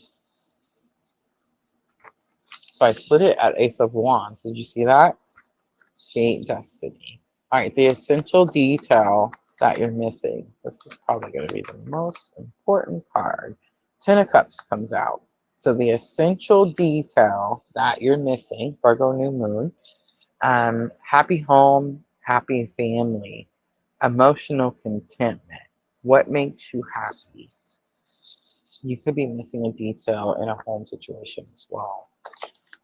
All right, how to align, excuse me, with your more productive you. Nine of Cups. Nine of Cups, divine wishes being granted. This is gratitude, Nine of Cups. Okay, so a more productive you, there's something about, so when you see Nine of Cups, they're always like washing the cups or buffing the cups, shining them up type of thing.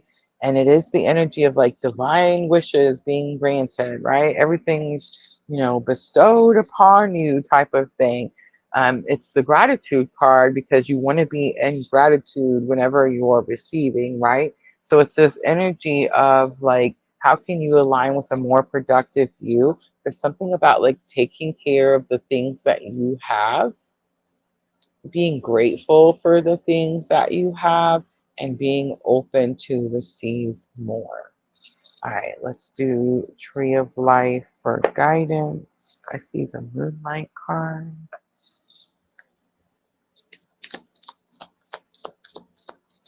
Vanessa said, I tried to come over and be nosy. You come over anytime. I know it gets quiet over there on Facebook. I usually have like multiple tabs open. And I just pop back and forth, try to check them all out if I remember.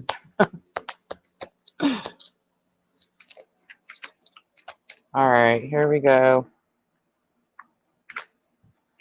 The Love card comes out and it shows the two entwined. So it's talking about the masculine and feminine energies.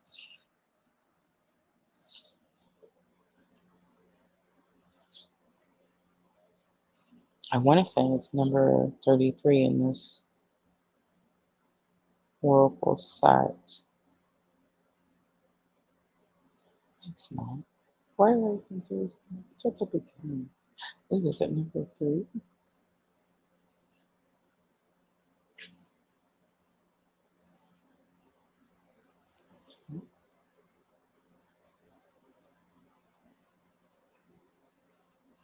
It's number 30 on page 93.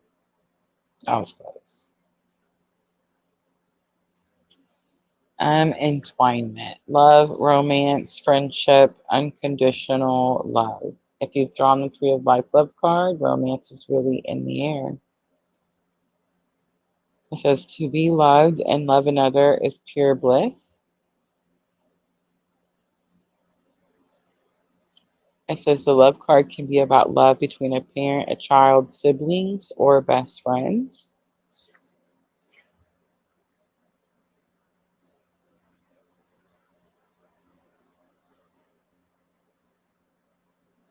It says love involving trust and mutual appreciation, common views, and goals in life may be present now. You are urged by Tree of Life love card to love without bargaining or buying or being bought.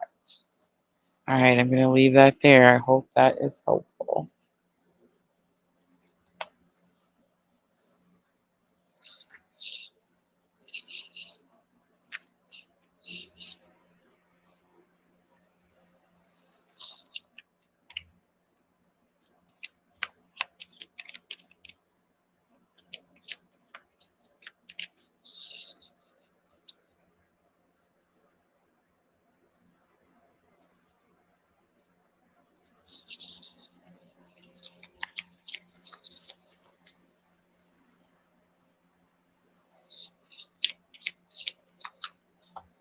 Hi, Diana wanted to do Talking to Heaven.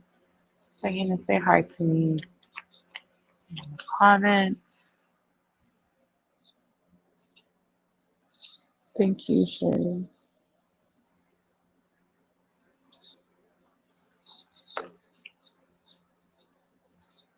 I open it and the I'm standing right next to you card comes out. It's one of the cards that, like, when I see it, I always get the goosebumps.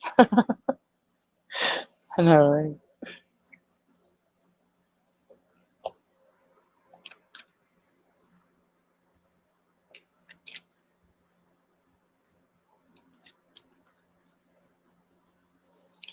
Okay, so I got a channeled message for, oh no, I didn't. Oh, I mean this. So Spirit saying that you're looking for a specific message from a specific person.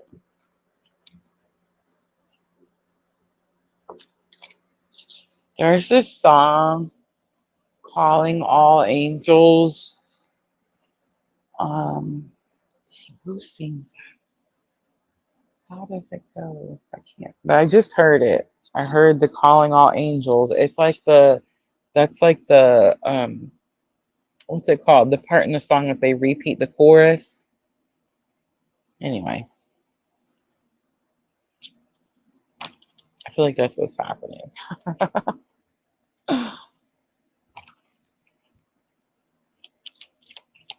Dina, if you want to hang out, we'll do that analysis paralysis.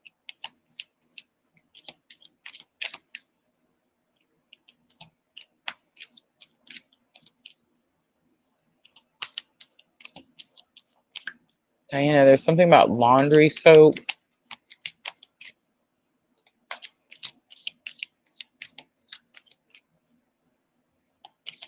I don't know what, but like I smelled like the clean linen smell, or like the fresh what's the snuggle, you know what I'm talking about, like the little bear dryer sheets, something.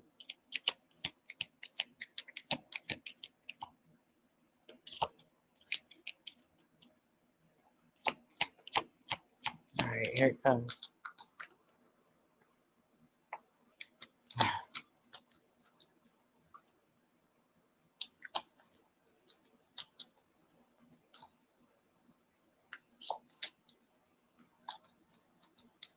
Oh, I gotta pick. I'm surrounded by loving animals.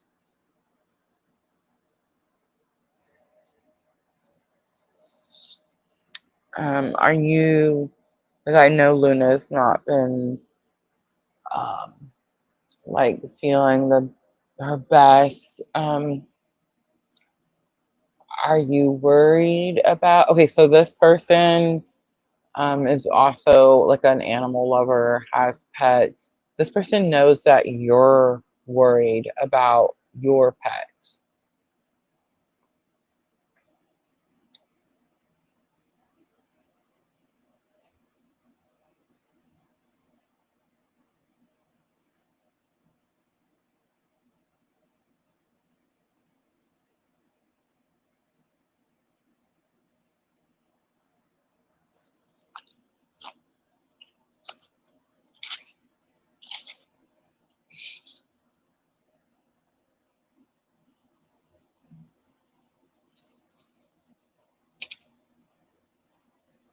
All right, it's on page 41.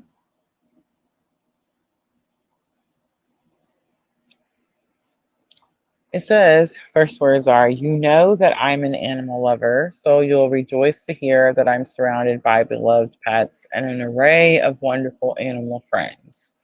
Animal definitely have souls and feelings, and they make the best earthly and heavenly companions. They're even sweeter here than they were on earth. When I passed from the physical world, I was met by my loved ones, including pets. I've since learned that animals are angels who accompany us in our physical lives, helping us keep our hearts open when it's difficult to love other people or ourselves. So the energy is, I want to say, it's protective. So that's giving me like a masculine energy, or someone that was protective of you. I feel like this person crossed, and you probably together have lost pets, is kind of what I'm getting. If they wasn't like a together thing, then it was like you were really close to their pets. Um, but the message is that it's almost like this person senses, I know it's going to sound a certain type of way, but like for me, it's like when I'm in a certain mood or I'm feeling a certain type of way and I'm like, man, I just want my mom. You know what I mean? It's kind of like that. But I want to say for you, it's like your dad. It's like, I just mean, I just want my dad. You know what I mean? It's kind of like that energy.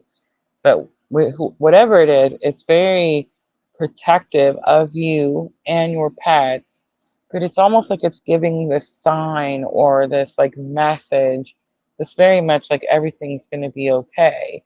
Um, it's like the I'm seeing like a padded, I don't know, like a walkway, but it's like there's clouds and it's padded, it's soft, it's gentle, right? All right, I'm gonna leave that there. I hope that was helpful.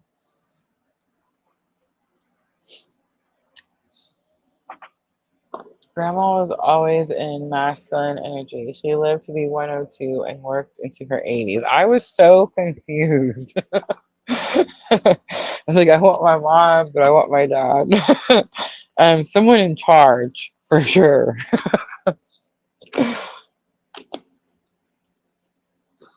I think the main message, or like the main goal with this person, is is like it is the trained people calling all angels. That is it.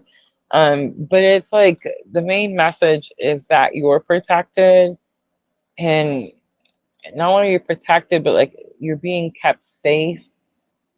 Those around you are being kept safe.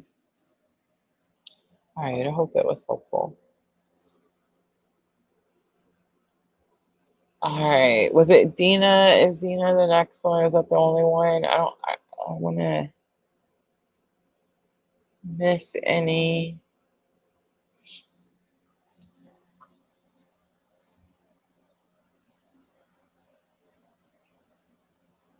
A ball buster. It's three sons. Me too.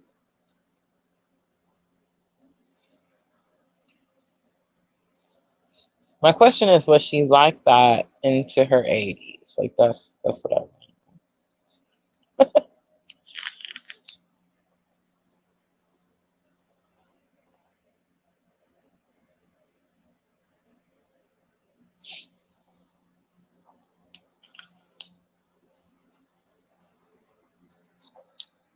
All right, Dina, let's do the analysis paralysis.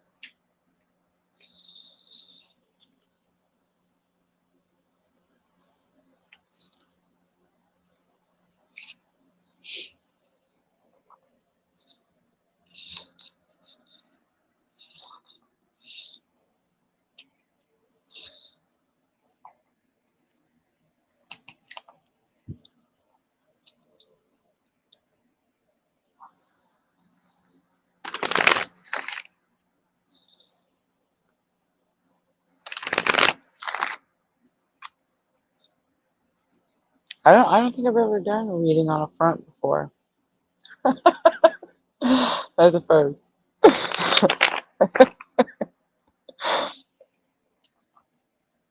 All right, let's see. Dina, why are you uncertain about the way forward? Staying focused, hold the course. So you're not holding the course. It's going back and forth type of energy. Nine of Pentacles. Nine of Pentacles is where you're building some type of financial independence. So that's probably where you're going back and forth type of thing. All right. How are you making things harder? Navigating by the stars, follow your bliss. When we see navigating by the stars, it's a darker card, so it tells me like you're scared. So you're not pushing forward.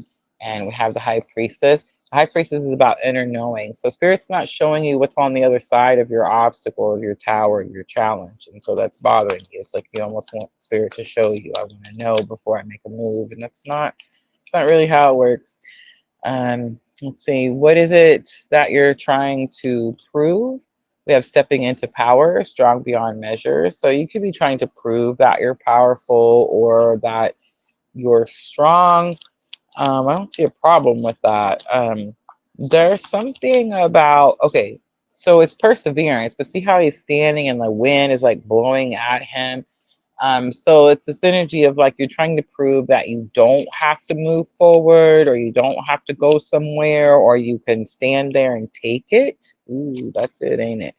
The sun comes out. That's that Leo energy. That's going to be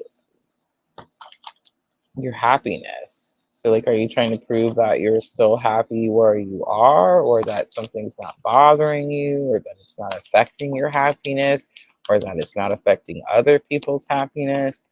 All right, let's look at what the three things are that you need to leave behind. Travel lightly, simplify your life. Answering the call, the time is now. And watching the clouds, lie back, rest, and relax. So I feel like what you need to leave behind is going to be the lack of action or the lack of following purpose. If I said, Dina, God is calling you, what do you think God would say to you? Like if the phone rang and God's calling Dina and you pick up the phone and you say, Hi, God, what do you think God's going to say? What do you think the message would be pertaining to the time is now?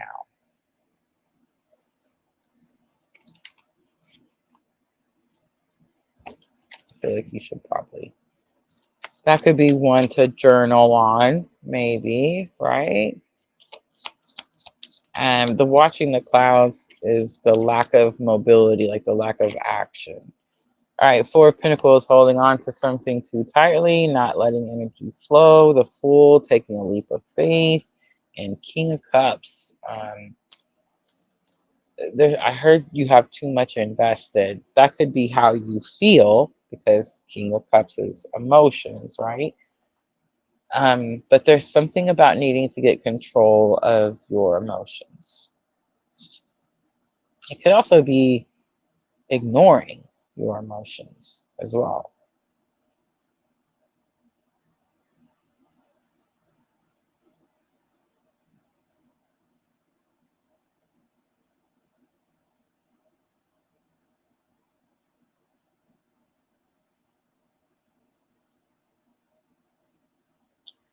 There's a lot more that just came in there, but let's just. All right, what is your first step? Mystic healer, healing energy flows through you. So first step is going to be allow the energy to heal. Here's what I'm going to say with the thing that I just got a second ago. If you are, sometimes we deal with things like breadcrumbing, where like I'll be super mean for so many days straight, and then I'm going to drop one nice tiny word. You know what I'm saying? Like some tiny small gesture that makes you feel like more might come.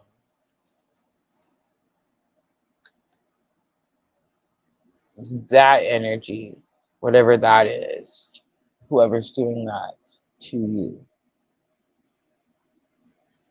that's what's causing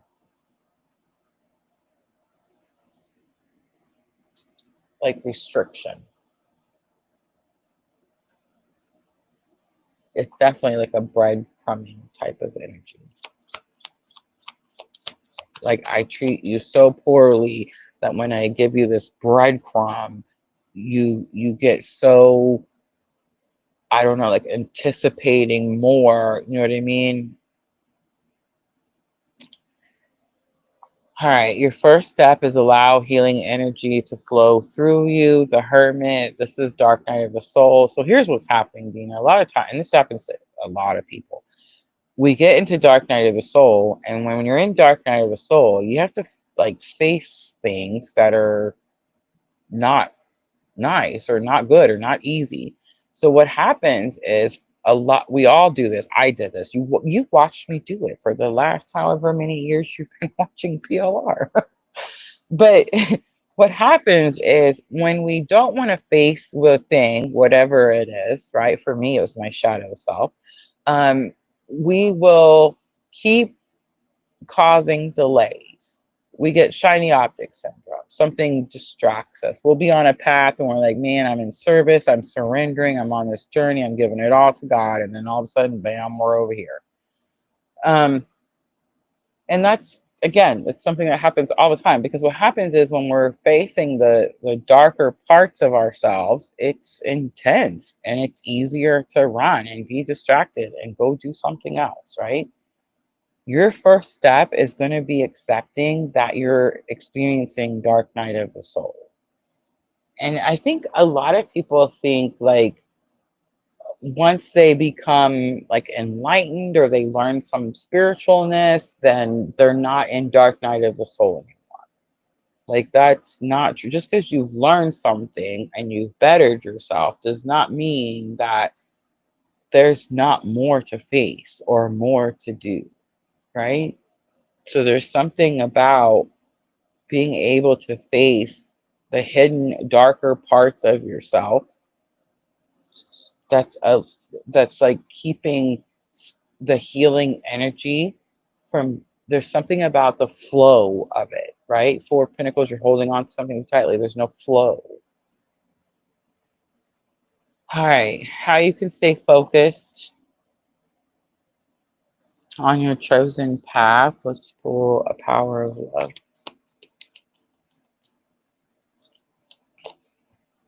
empathy.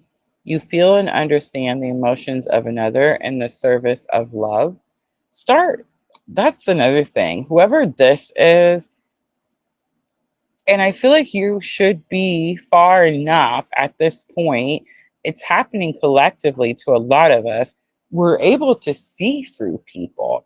Why is this person as ugly as he is? Why is this person as volatile with his emotions as he is? Start looking right through him. You know what I'm trying to say here? Like, what hurt him? You see what I mean here?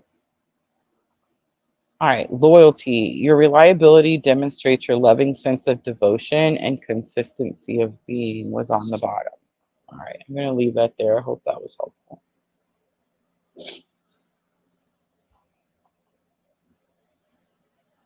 I mean, you can have compassion. Absolutely. I'm in the same boat. It's like I'm trying to get away from something, but still have compassion and understanding at the same time.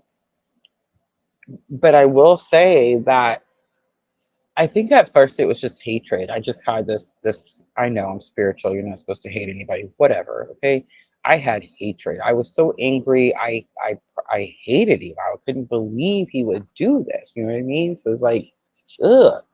And I think honestly, just over the past few weeks, maybe the last couple of months, I guess, it's like suddenly I can see people, and when they behave a certain way, I don't know if it's spirit telling me, or like I don't know what the heck it is, but it's like suddenly I can look and see like, oh, well, your narcissistic mother, you know what I'm saying? No emotional support. Like I'm able to look at people and be like, oh, I see what happened to you, like what hurt you. You see what I mean?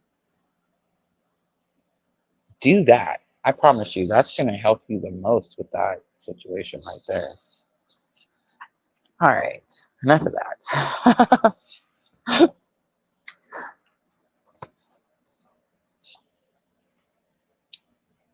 Onessa, I've seen it. It went by fast, but I did see it. And Vanessa wants a card.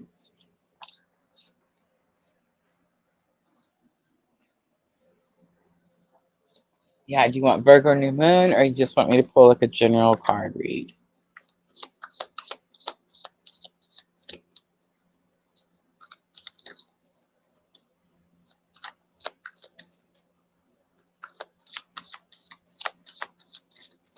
I know, it sounds like Vanessa, right? Onessa.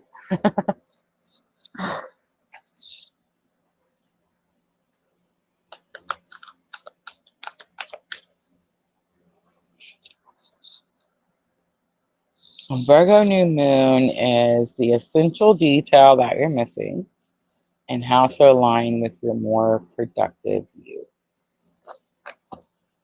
Onessa would like a general, please. I'm gonna shuffle and I'll pull your card in just a moment, but um, the time is now flew out when I was reading your question. Dina says, yes, I see red flags, but I feel bad for them. Sorry, question if I'm just being without help. No, that's enabling. We can see it without enabling.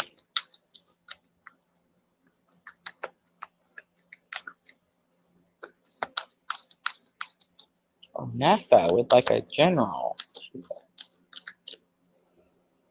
All right, let's start with Vanessa.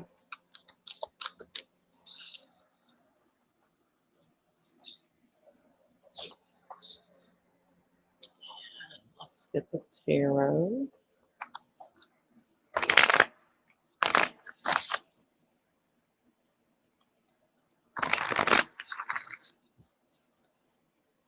All right, the essential detail that you are missing.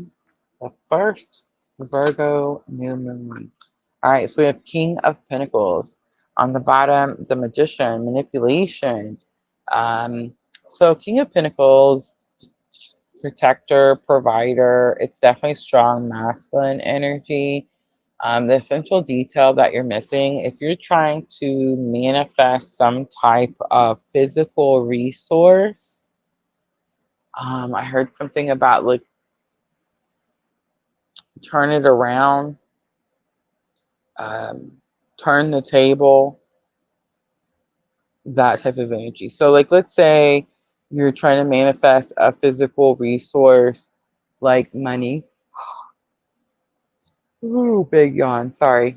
Um,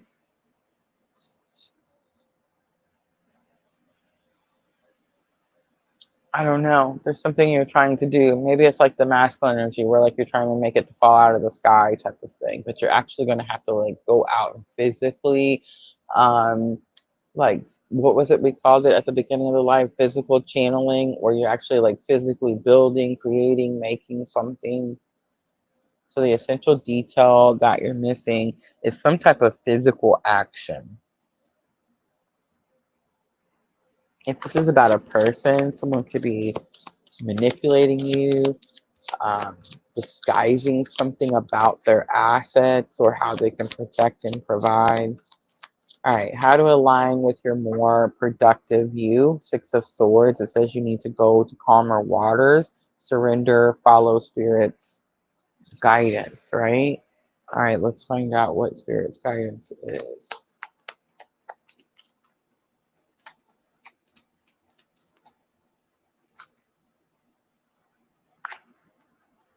All right, so autumn comes out, the spring card, and the love card again entwined. The autumn card talks about the beauty of letting things go. Like it talks about the fall colors and how the leaves are all different colors and how they look like um, when they're, like falling to the ground, the beauty of the situation.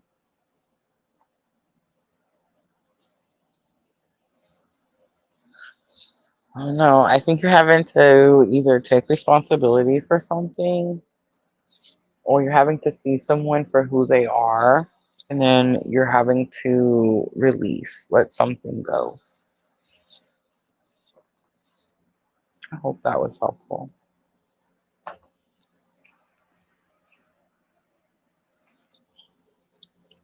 All right, I know that we normally use Queen of the Moon for general, but for Anessa, we're going to use the power of love activation.